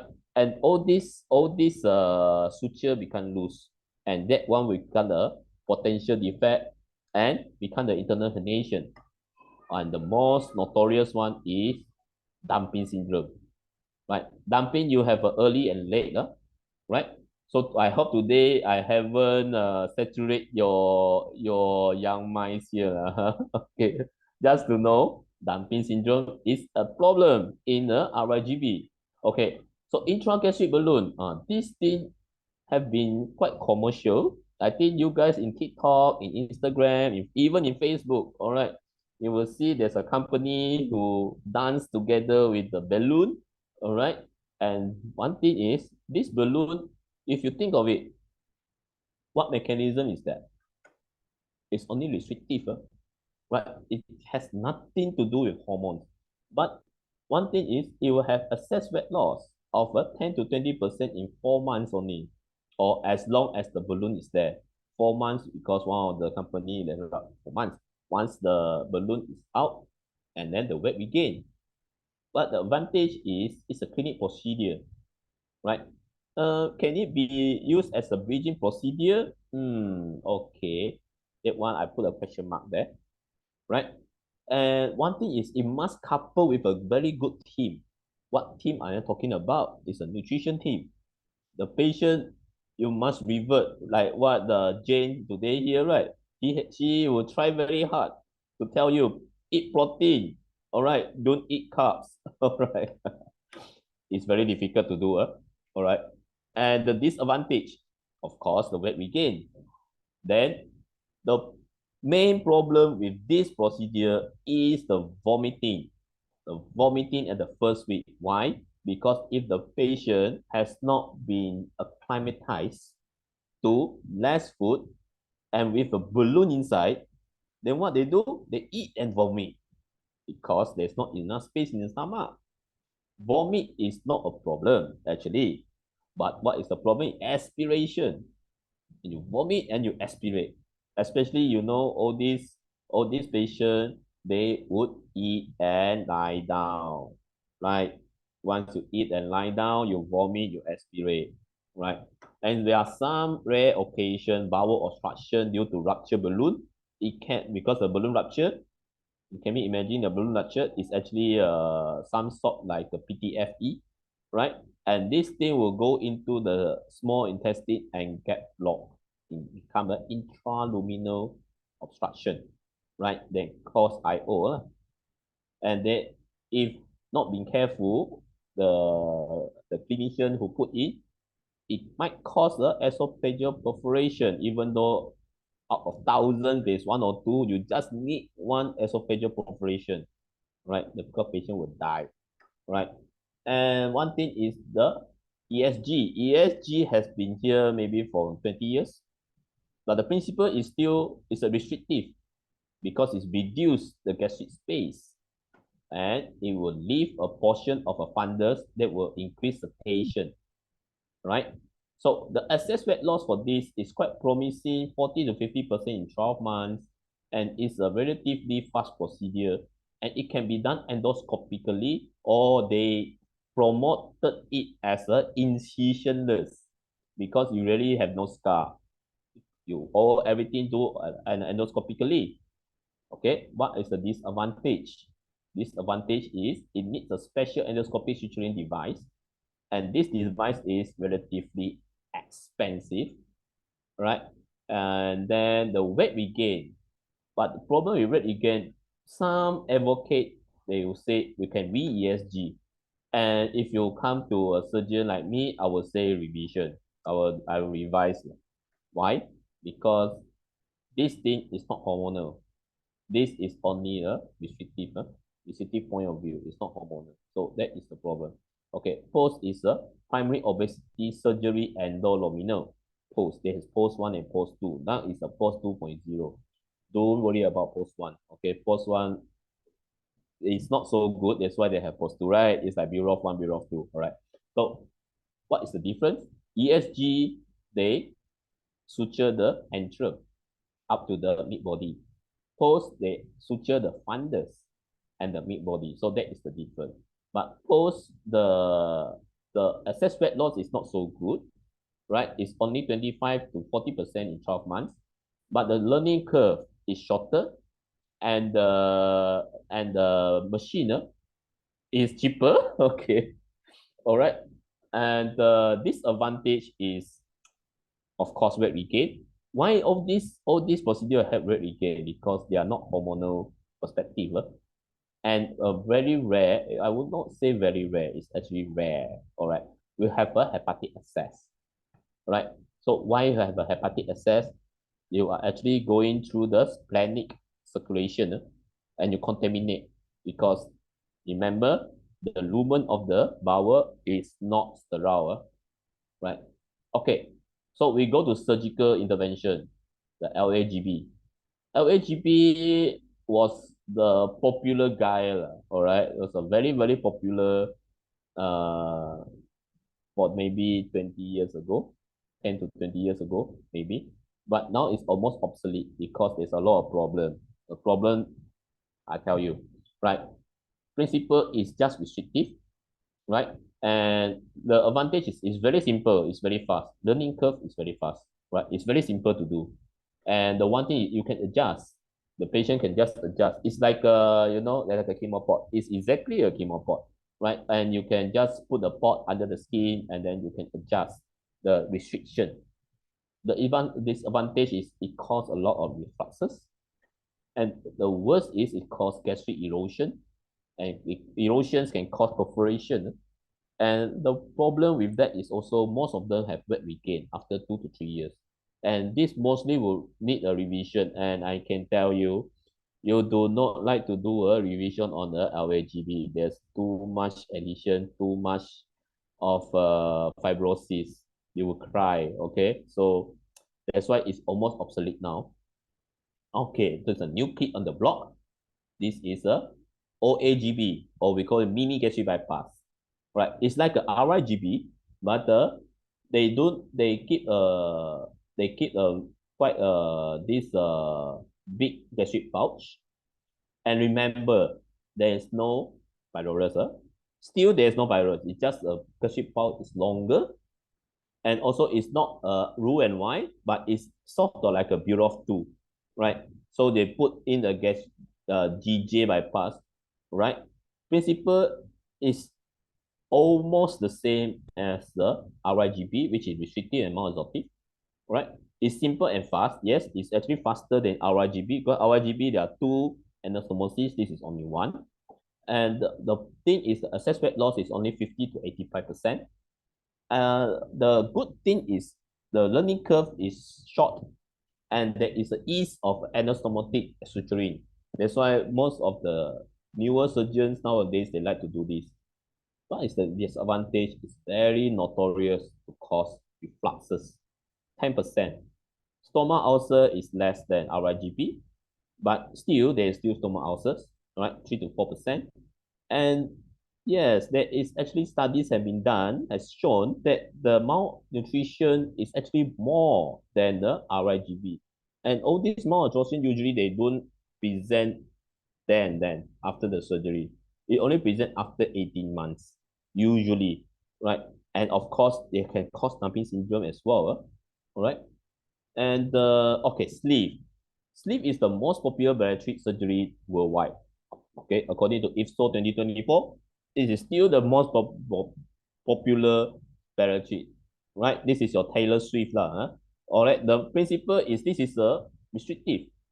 Initially, we thought this was restrictive, but if you look at the foregut theory, it's actually hormonal because it reduces ghrelin production. 70% of the stomach volume will be taken out, right? Advantage is fast and simple. It's fast and simple, right? You just put in the stapler, that's it, done, right? Yeah lah. Macam senang kan, okay? But when you do, it's difficult, right? Okay. Learning curve is actually very fast, quite fast, faster than other procedures, right? Refluxes actually can be when sleeve gastrectomy first introduced, the problem is the reflux. Most of the patient have a lot of reflux, right? So, but this has been settled because we can fix it with a hiatal hernia repair, right? And the disadvantage is the weight regain, usually after 2 years, right? So because of this is quite promising procedure, and so, and we know the weight regain is a problem.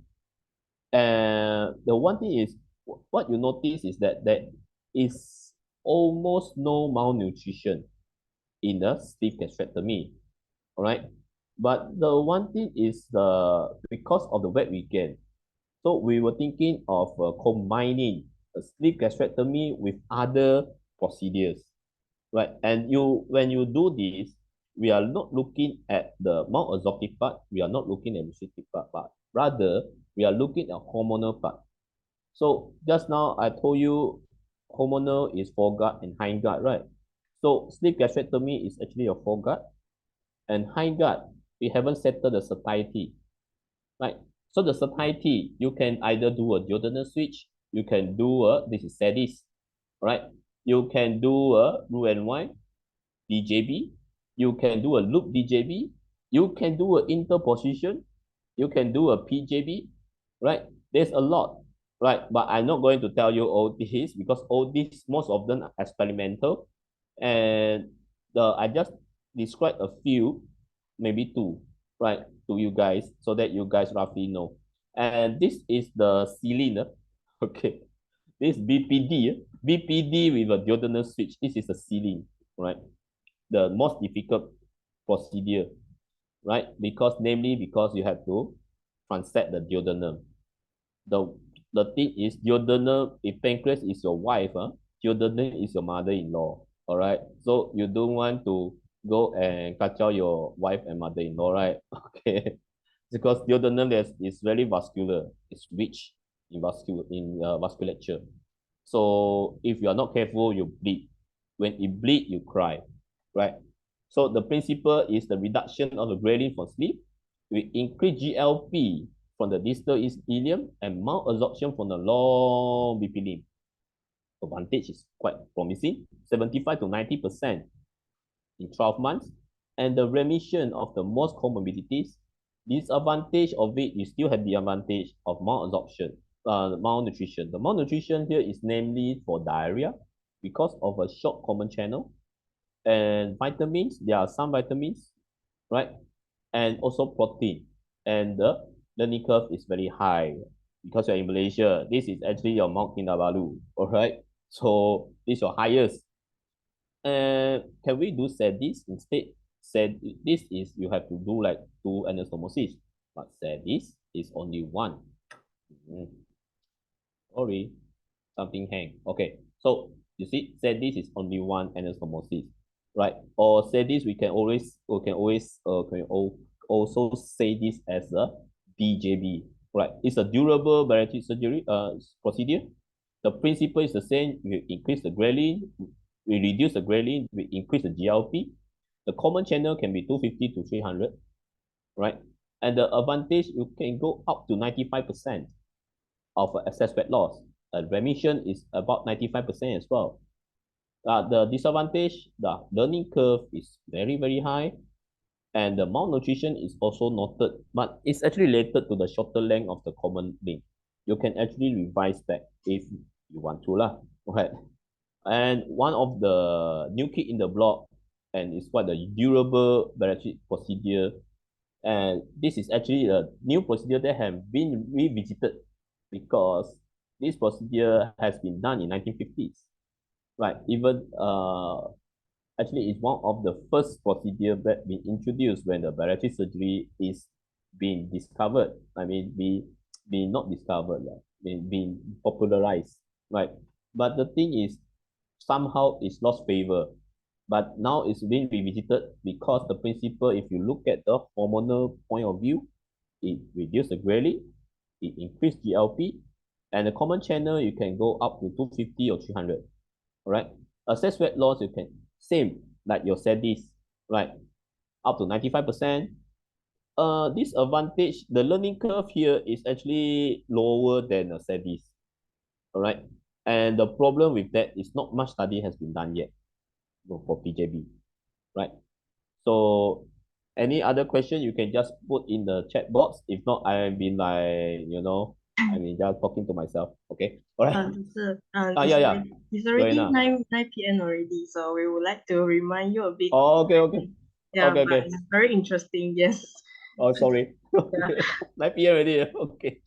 All right. I won't see my time. Sorry. But the thing is, indication of MBS is the definition you must have less than 5% weight loss after 6 months of non-surgical therapy, which is your GLP-1. You can have your, we call it anti-obesity medication. Okay, you can have BMI more than, if you have no comorbids, BMI more than 37.5 is indicated already. All right.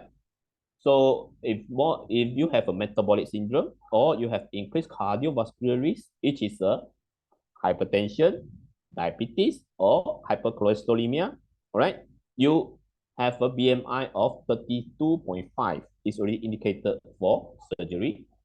And if it's less than 32.5 and no comorbids, don't do it. All right, you can only do when you're a guru. All right, you must be under clinical studies. And the clinical issue is dehydration. You can have malnutrition. You can stomach ulcers. You can also have a hiatal hernia and GERD. And weight regain. That is the most important issues around MBS. And also depression. We have depression is higher in post-bariatric patients.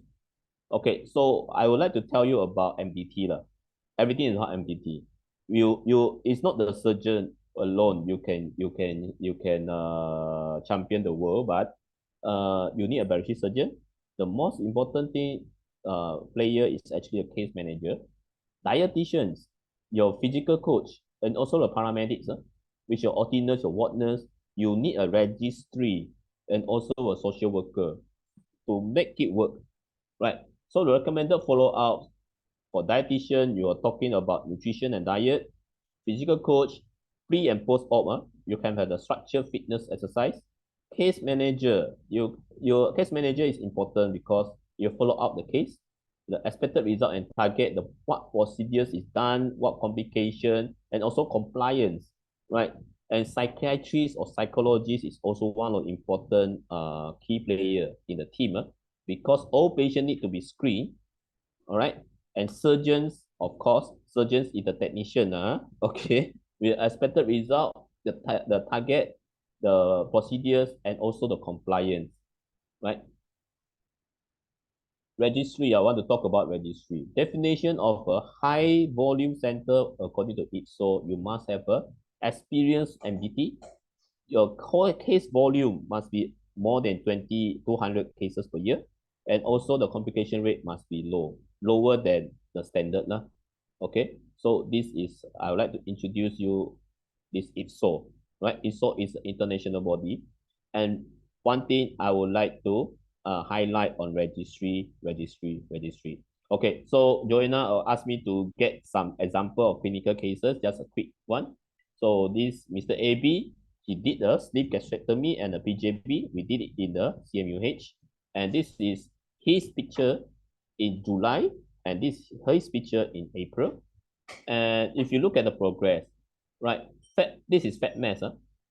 And the muscle mass, the most important thing, if you look at the weight, actually the weight is reducing, right? The BMI is reducing, but with sleeve PJB, what happened was the fat mass reduced, but the muscle mass remains about the same. This is what we want. This is one of the success story. All right. If you look at the blood results, he was diabetic. All right. 120 is actually prebiotic. They are pre-diabetic. All right. But this is more than 5.6. Right. It's actually pre-diabetic as well. But now it's already 5.7. And the serum insulin was 20. Right, serum insulin, the normal value is 4. Now it's 4 already. The cholesterol is high and actually low. Actually, you just look at them, just doing a sleep PJB, they can have this one. Oh, you.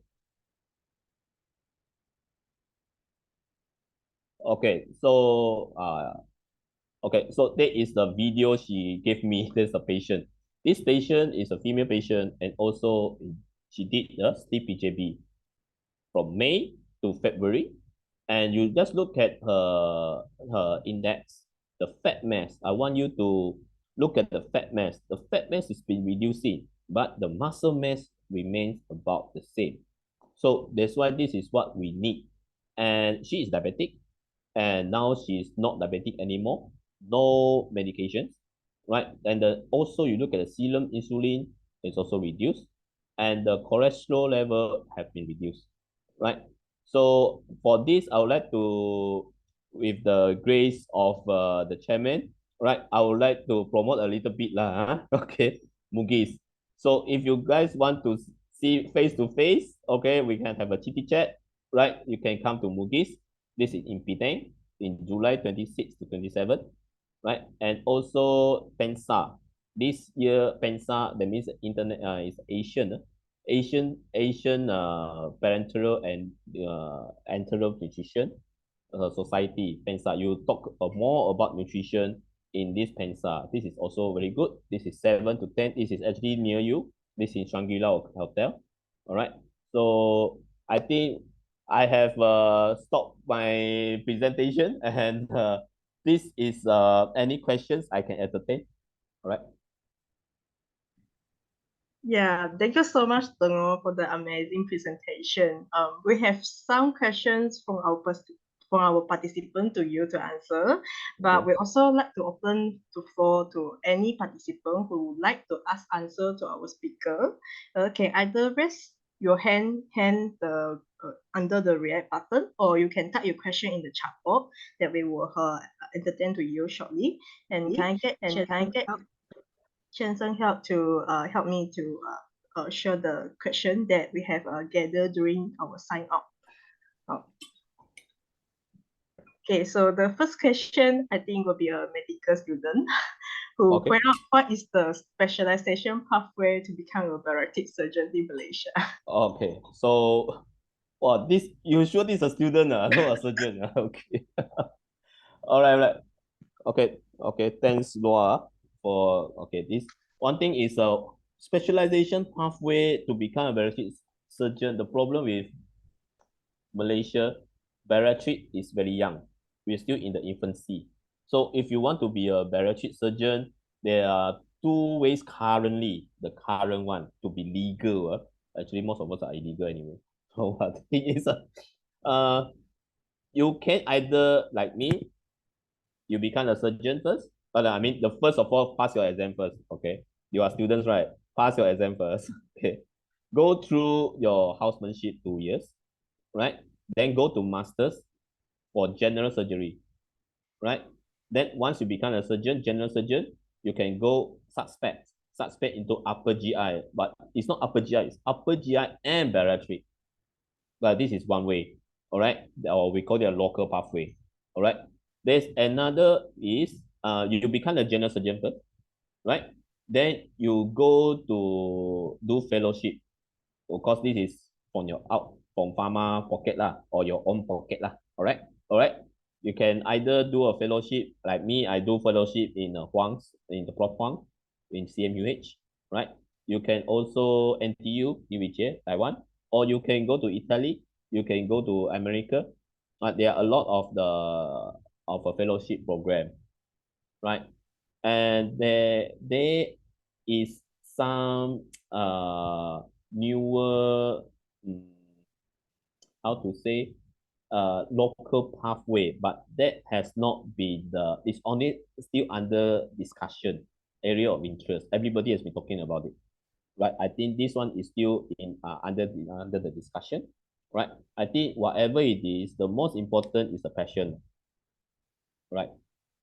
The passion to what? The passion to make obese patient to become normal.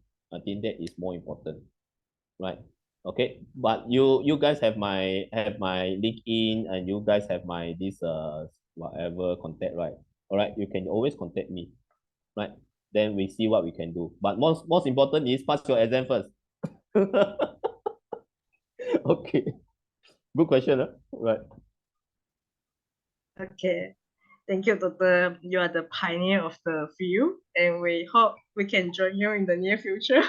Oh no, I'm not a pioneer. Actually, I'm not a pioneer. Pioneer is more like 10 years ago. I'm too young. Yeah. But it's good that the patient is what you Okay. mentioned to us. Yeah. Okay. Then the second question brought by the participant who signed out is how to optimize patients with nutrition before surgery in the case for diabetic patients.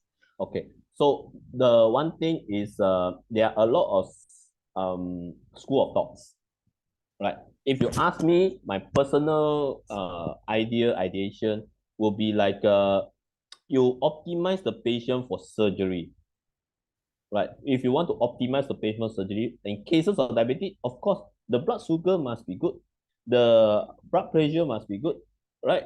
Cholesterol, not really, all right? And one thing is ERAS, right? The enhanced recovery after surgery. Because I don't think this is from the students. That's why I talk more technical stuff. Right. So it's all according to ERAS, right? Not erase, ERAS. There's no E, right? Enhanced recovery after surgery. There's no E, not erase. We are not erasing anybody. All right. So pre-counseling is very, very important. All right. And it's the same like you do any major surgery, right? Okay. So, and the one thing is the respiratory system, right? Teach them how to do tri-flow, teach them to walk, ask them to walk, all right? Because after surgery, you must walk. It's a laparoscopic surgery, all right? I'm not cutting you out, all right? I just step you only, okay? You should be able to walk, all right? And then, of course, you must consider lower molecular weight heparin, because DVT is rampant, all right? DVT and PE, right?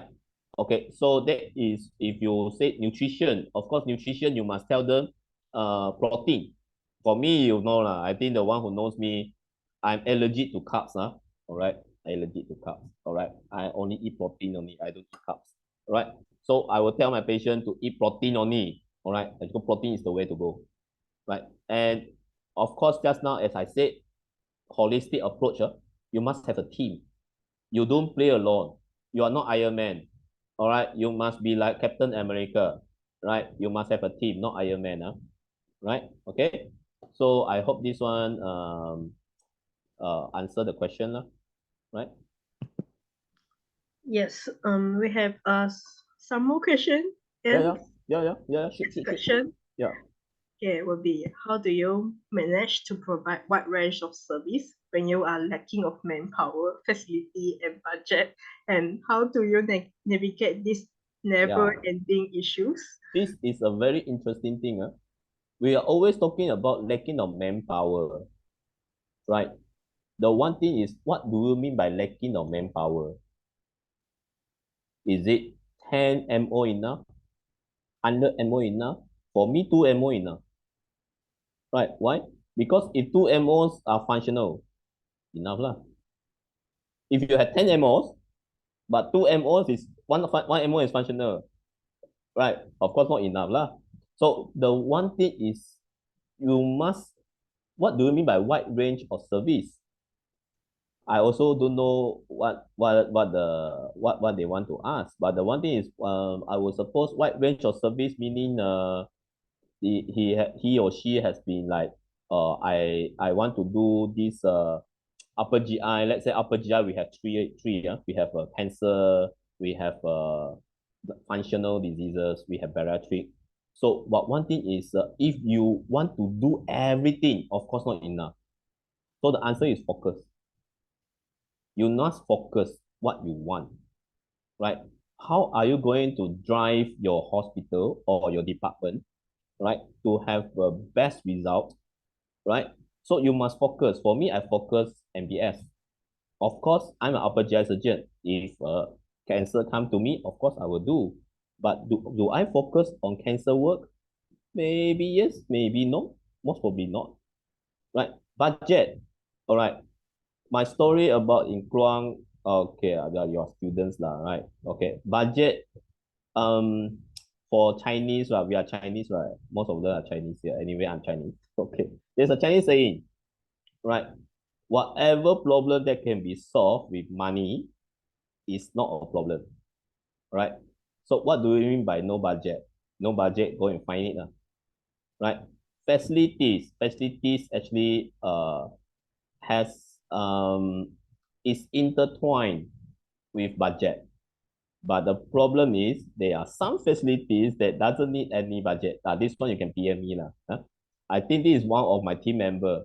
Don't worry, all right. We are not going to kill you. You are not going to burn out, all right. Manpower will come to you, all right. And this is not a never-ending issue, right? This is an ongoing issue, but doesn't mean that it's never ending, right? Okay. All right. Next, we have two more questions. Yeah. Okay, Wow. this is one of the long. Okay. You tell. Okay, so what measure can healthcare system take to better assist patients undergoing bariatric surgery in undeserved areas, ensuring they have access to necessary resources and ongoing care? In your practice, how do you tackle these psychological challenges associated with obesity and weight loss? And why is this vital for long-term success? Wow, actually a few questions in one question.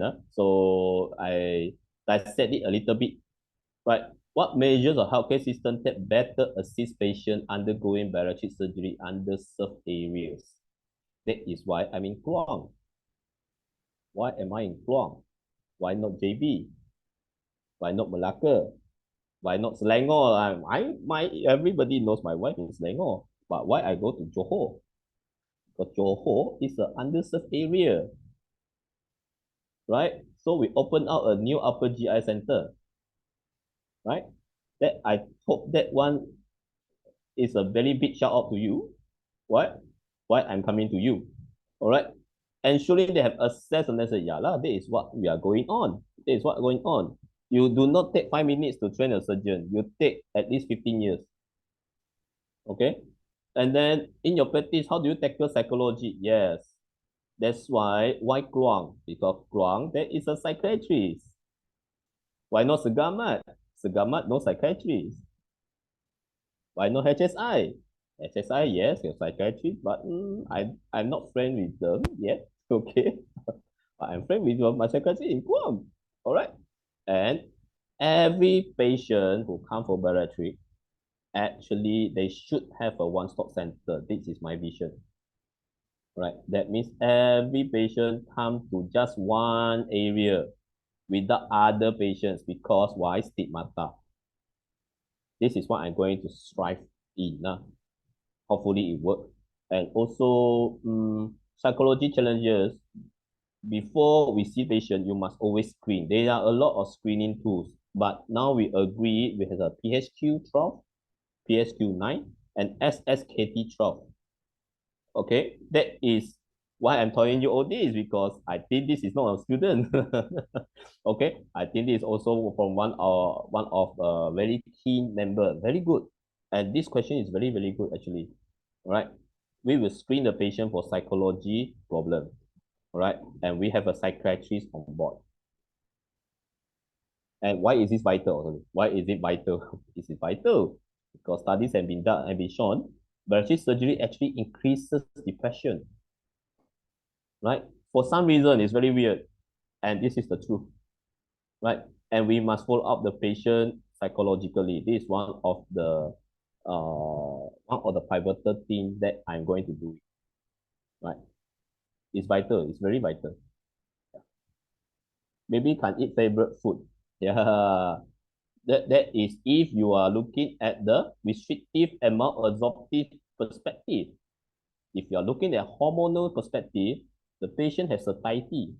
The patient have less hunger, right? So this kind of problem won't happen. If you are doing RIGB, yes, you cannot eat the favorite food because they're still hungry. You know why? Ghrelin is still there, right? If you do a sleeve, take out 70%, ghrelin is not there anymore, right?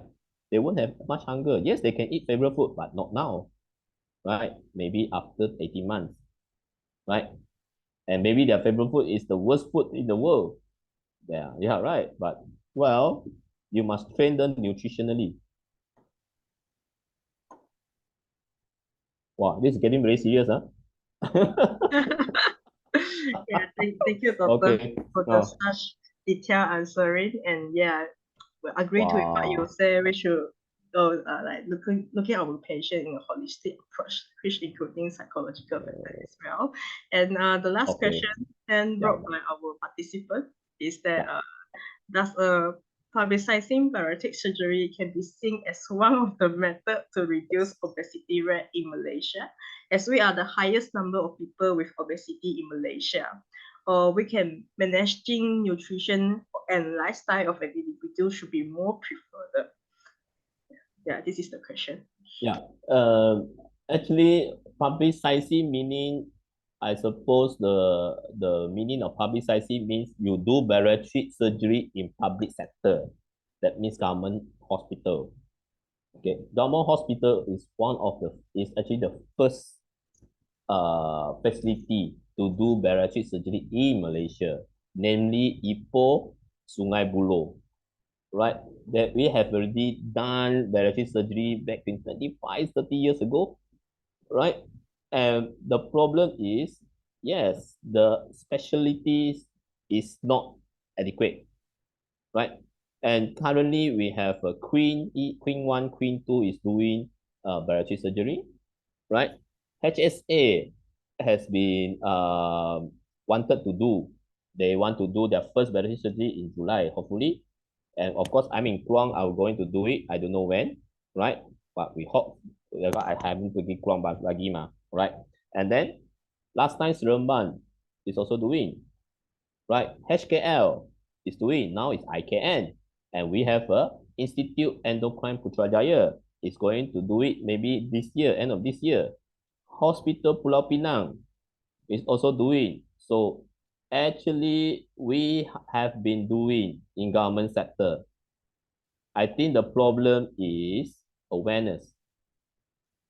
We are not aware of what service has been provided and why this happened, because we don't read newspaper anymore. Yeah, right. You don't newspaper, right? Your newspaper is Facebook, right? Instagram, right? TikTok, right? We don't read newspaper anymore. That is the truth. That is the problem, right? That is why I have my own YouTube channel. It's not for fun, right? This hopefully we can create some awareness, right? And yes, we are the highest number of people in obesity, 54.4%. We are the biggest in Asia. Not ASEAN, Asia. Okay. Managing nutrition lifestyle, it should be more preferred. Okay, that is the problem. There is a set point theory.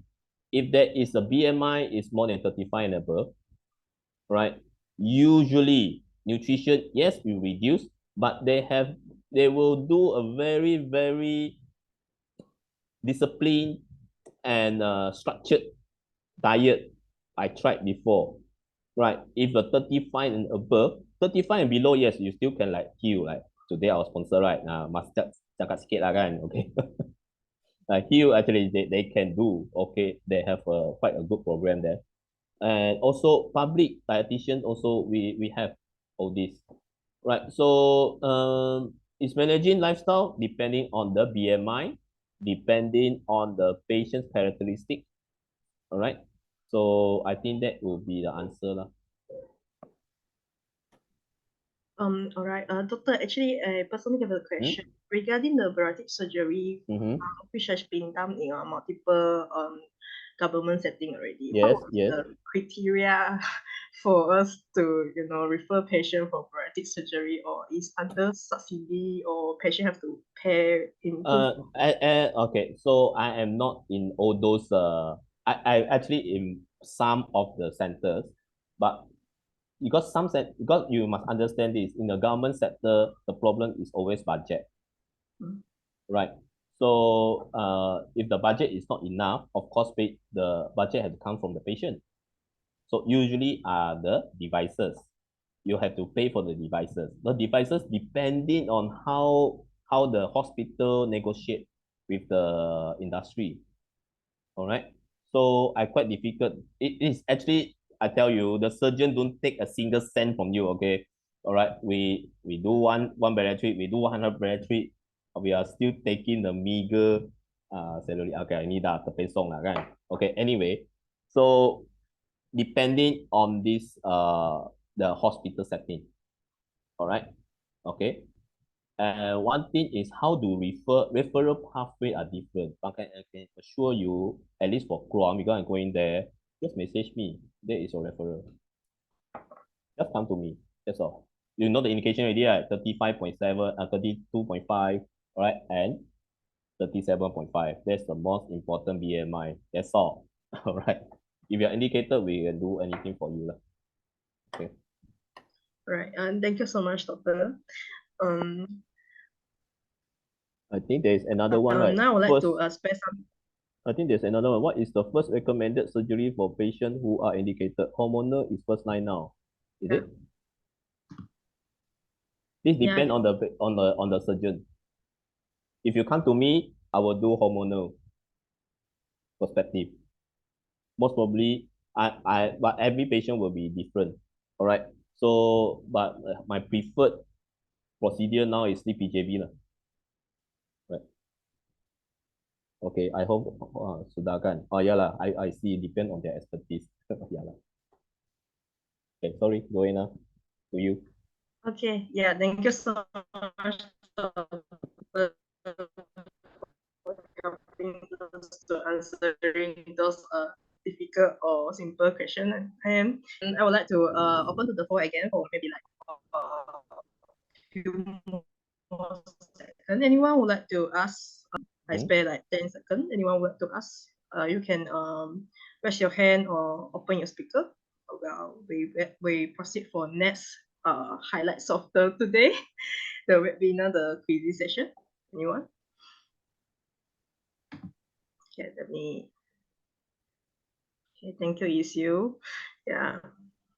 If not, maybe we can proceed to the highlight of our webinar tonight. And once again, we really want to appreciate Dr. Hengo for his generous sponsorship towards the quiz sections, and the questions was prepared by Dr. Ngo as well. So I would like to invite everyone to join our quiz sessions, and you can log into the quiz session now, quiz online, and then please prepare your phones and your tablet and ensure you have a stable Wi-Fi connection to join our quiz session. And there is a great chance for you to win the cash prize, courtesy of Dr. Ngo's generous sponsorship. And the first prize will be 250 ringgit cash prize, and second prize will be 150, and third prize will be 50 ringgit. And additionally, we also have 5 consolation prize, including the ebook Fit to Fit and Not a Fit, co-written by our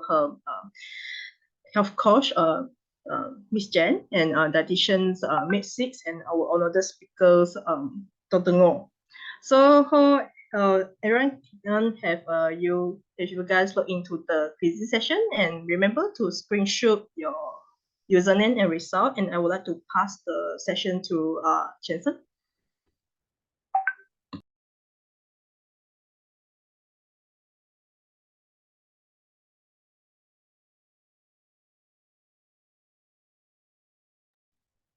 One moment. Right.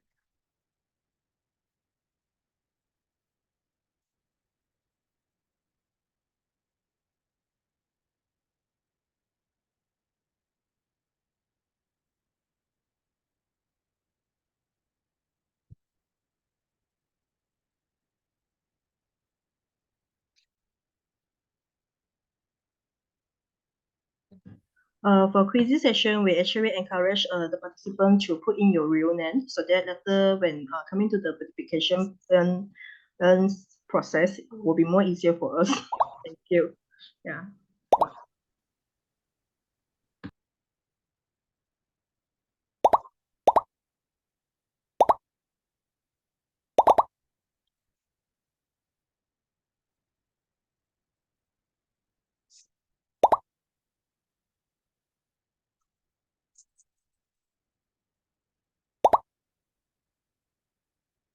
For this session, you would like you all to put in your registered name in your Google form so they can identify who you are. In the case that you win the competition, you can know who you are and you can know who to give the prize.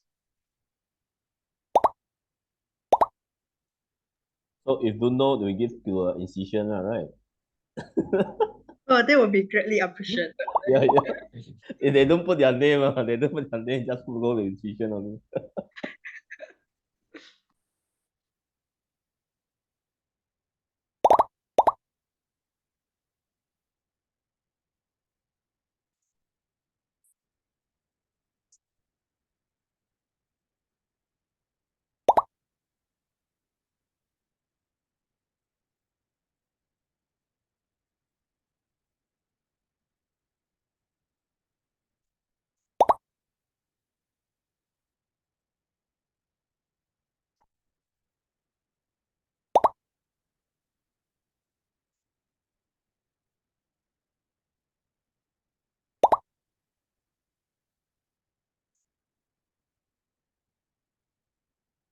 Jin, we wait until 9:35. Is it okay?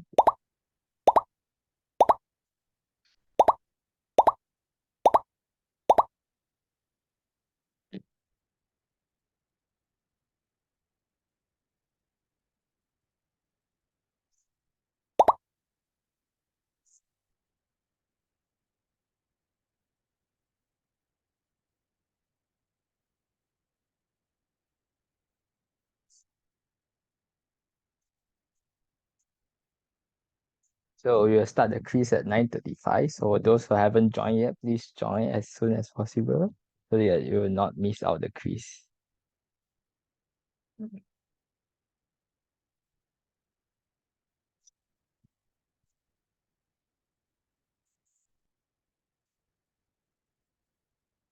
Oh.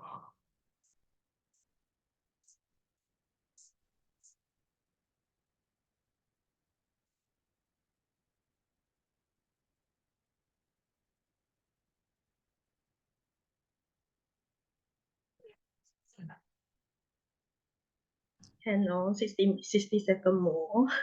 Yeah.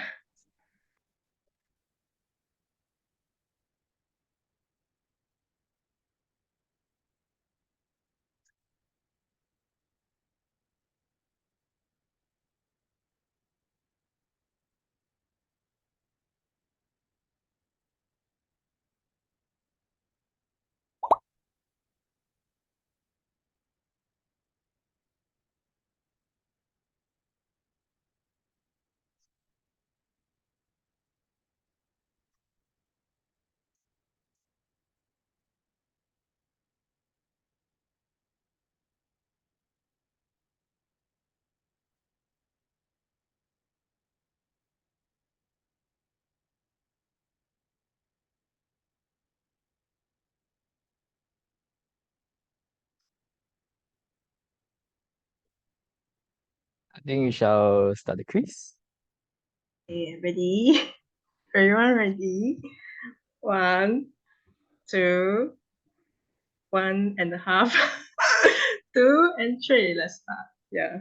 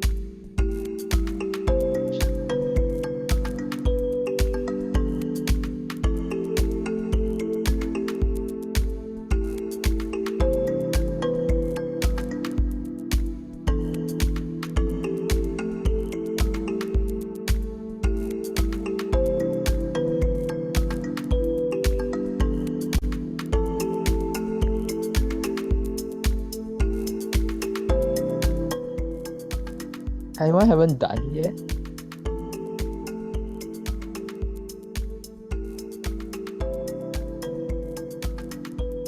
If not, it seems like we have our winners. Oh.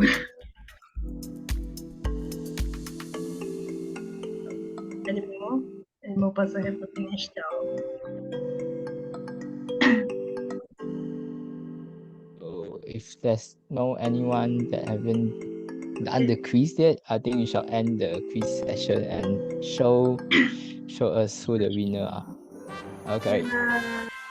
Congratulations! Yeah. Can we ask the 3 winners to open the can and have a shot with our have a photo with our sponsor here, Tottenham. Thank you.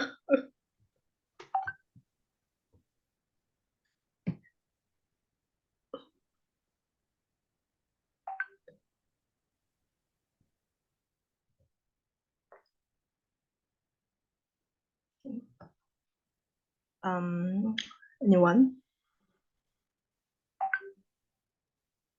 Wow. Okay, can I invite all the first 3 winner as well as the first to add winner? Can you please open your camera? If you cannot, you just put in the chat. Let me know you have maybe you are driving or anything. And for the rest, if you are able to open your can, will you please open your can for the first to the second first winner will be winning 250 ringgit cash prize, and then second prize will be winning 150 cash prize, and third winner will be having 50 ringgit cash prize, and the rest 5 rendered 4 to add up 4, 5, 6, 9. Sorry, my mess. Okay. Right. Then the next 5 will be winning the ebooks by our sponsors tonight. Yeah.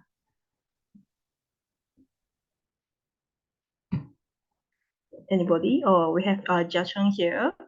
And anyone? Can I invite Sam, Dexter, Song Eun, Wen Yu, Kelvin, and Join to link to open your can. And of course, our first prize winner, Lee JC.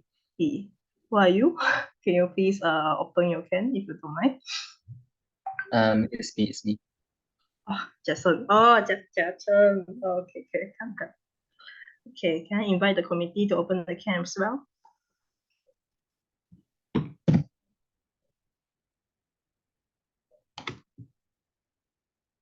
Okay, so on the show of 1, 2, 3. Congratulations to every winner, and for the winner, could you please, Jensen, can I please get your help to present my contact number? There, could you please kind PM me later after the webinar session? Back to the presentation slide. Thank you so much, Dr. Ngo, for her sponsorship as well as her partner, Miss Jen, and for the ebooks. Thank you.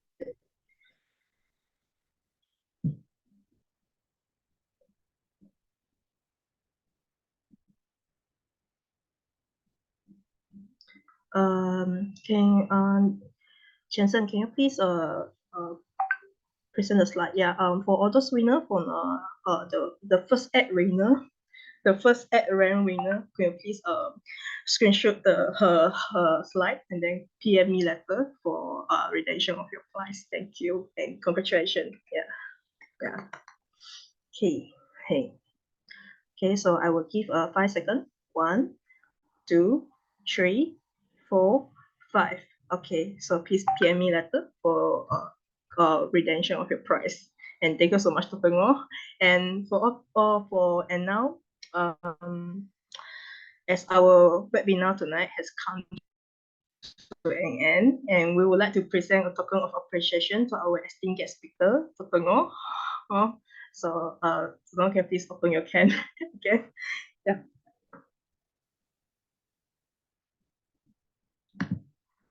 And okay, Dr. Ngo, can you please, yeah, thank you so much. Yeah, so on the count of, Jason, can you please help to take the picture? Thank you. Oh, Sure. No. Okay. Sorry, one second. One Yeah. second. Sorry.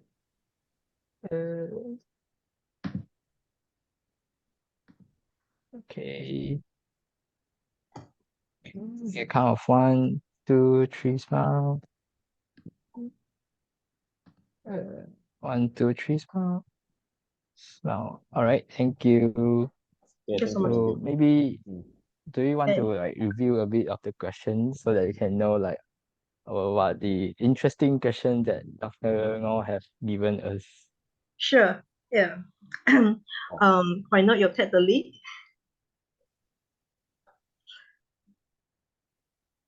Sorry, 1 second. Please give us a few seconds. Okay, question. All right, so back to the Okay, so first question will be which of the following is an indication for a bariatric surgery? So this is what Dr. Ngo has mentioned just now, that if the BMI is more than 37.5 kg per meter square without any comorbidities, will be a good fit for bariatric surgery. Okay. Then next question. Second question will be, which of the following can be a complications of bariatric surgery? Which is a multiple choice question. So the answer will be the answer will be all the four options: dehydration, GERD, and hyperthermia, as well as surgical site infection and depressions. Sorry, please give me a few minutes.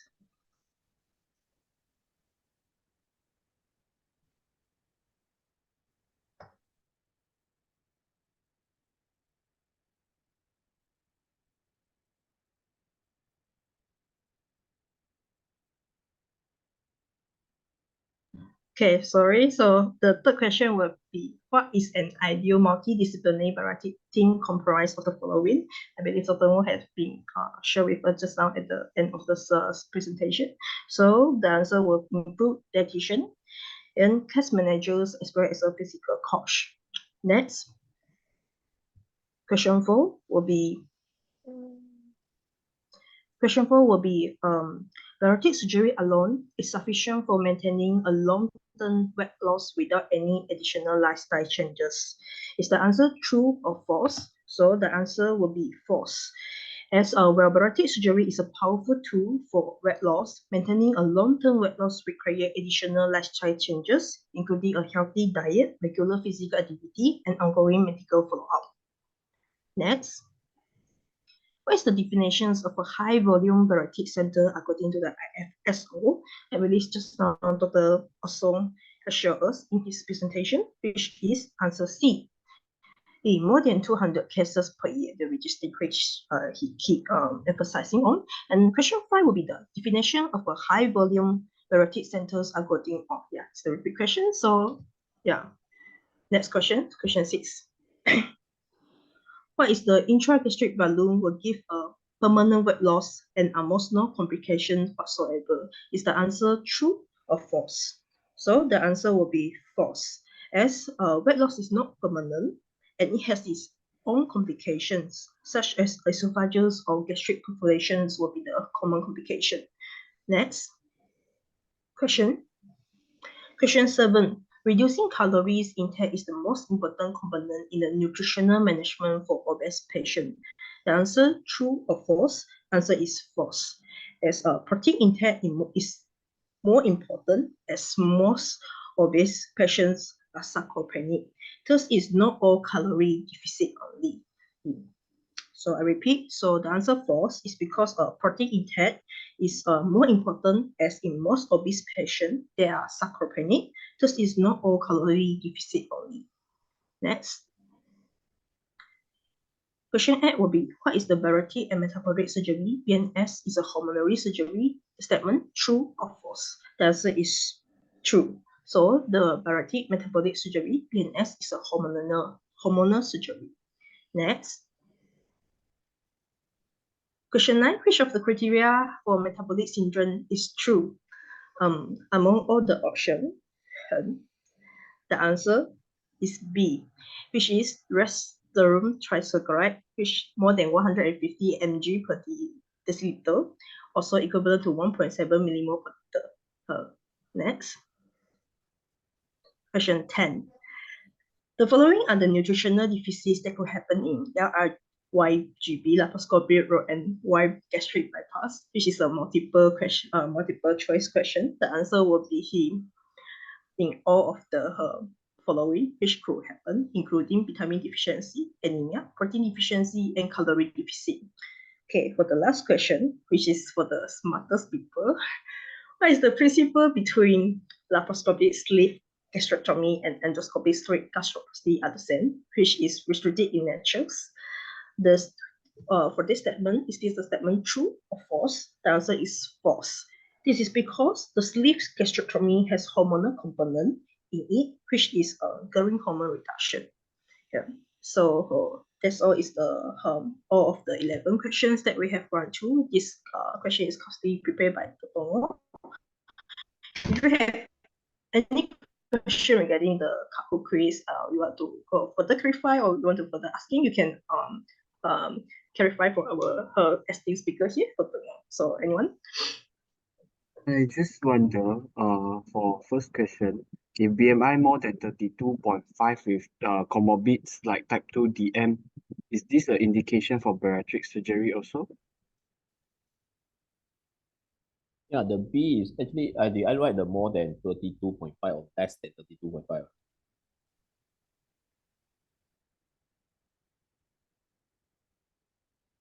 I think, I'm sorry, because I think there's an error there. This is supposed to be less than 32.5 to be a false statement.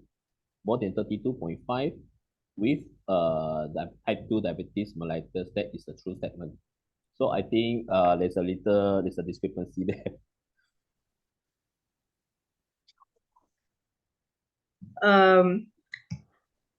Thank you, Yanbing, for your Yeah, because I think this question is also quite unfair lah.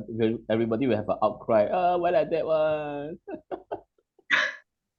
Okay, if Jane okay, just give them a free ebook lah. Jane, are you there? Just give later you find out who answer the B, then give them the free ebook lah. Okay, Jane said okay. Big Boss said okay, boleh lah. Yeah. Okay, so we will run through the Nelly's letter and see. Yeah, thank you so much, Miss Jen, for your Yeah, that's now I also see. Ini macam salah ni. Yeah. Okay, all right. Special thank you to Yanbing for bringing out the questions. Yeah, thank you. So next, before we end our webinar session tonight, maybe once again I would like to invite everyone to put on your camera so that we can have final just put your camera on. Unless you are already wearing your pajamas lah, then okay lah. If not wearing pajamas, then please open your video. Then we can see who you are, you know. Thank you so much. Thank you so much, Totongo. Yeah. And yeah. I hope you guys have learned something, but what I'm bringing here to the plate is actually quite new. And I think most of the surgeons, they might not agree with me. But I think most of them will have a restrictive and more absorptive mechanism. But all in all will be the same. I think the controversial part here is I'm talking about hormones. So I think hopefully you guys are okay lah. Right. And I hope you guys, I think some of you will become one of my colleagues later on. I'm looking at what, 5 years, 10 years? Okay. Chinson, can I get your help to take the picture? And yeah. Yeah. Buka video je. Yeah, buka video je. All right, everyone ready? Smile, ready in 3, 2, 1, smile. Remain your smile. I'll take for a second page.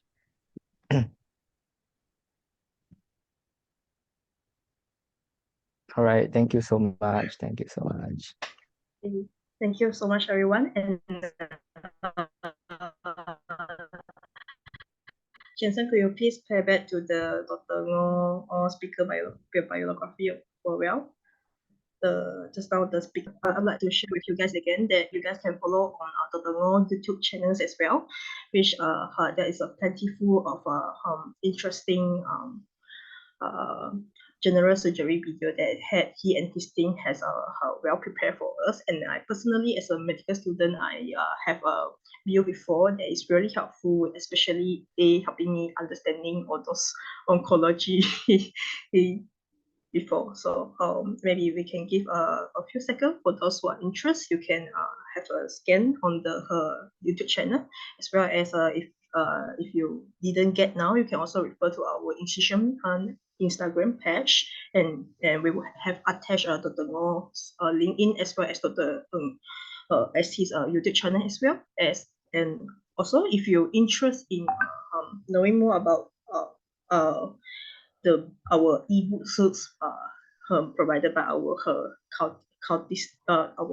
kind sponsor, Miss Jen, and please have a look to their YouTube as well. Yeah, and all these info and QR codes we have already published on the IGs. You guys can have a look on it. Okay. Last but not least, will you please go to the very back end, and I kindly asking everyone for your help to a page before. There is a feedback link for you guys. Yeah. Kindly request all the participants to scan the call and fill in any reliable feedback for us in order for us to improve for our futures event. Thank you so much for joining us tonight,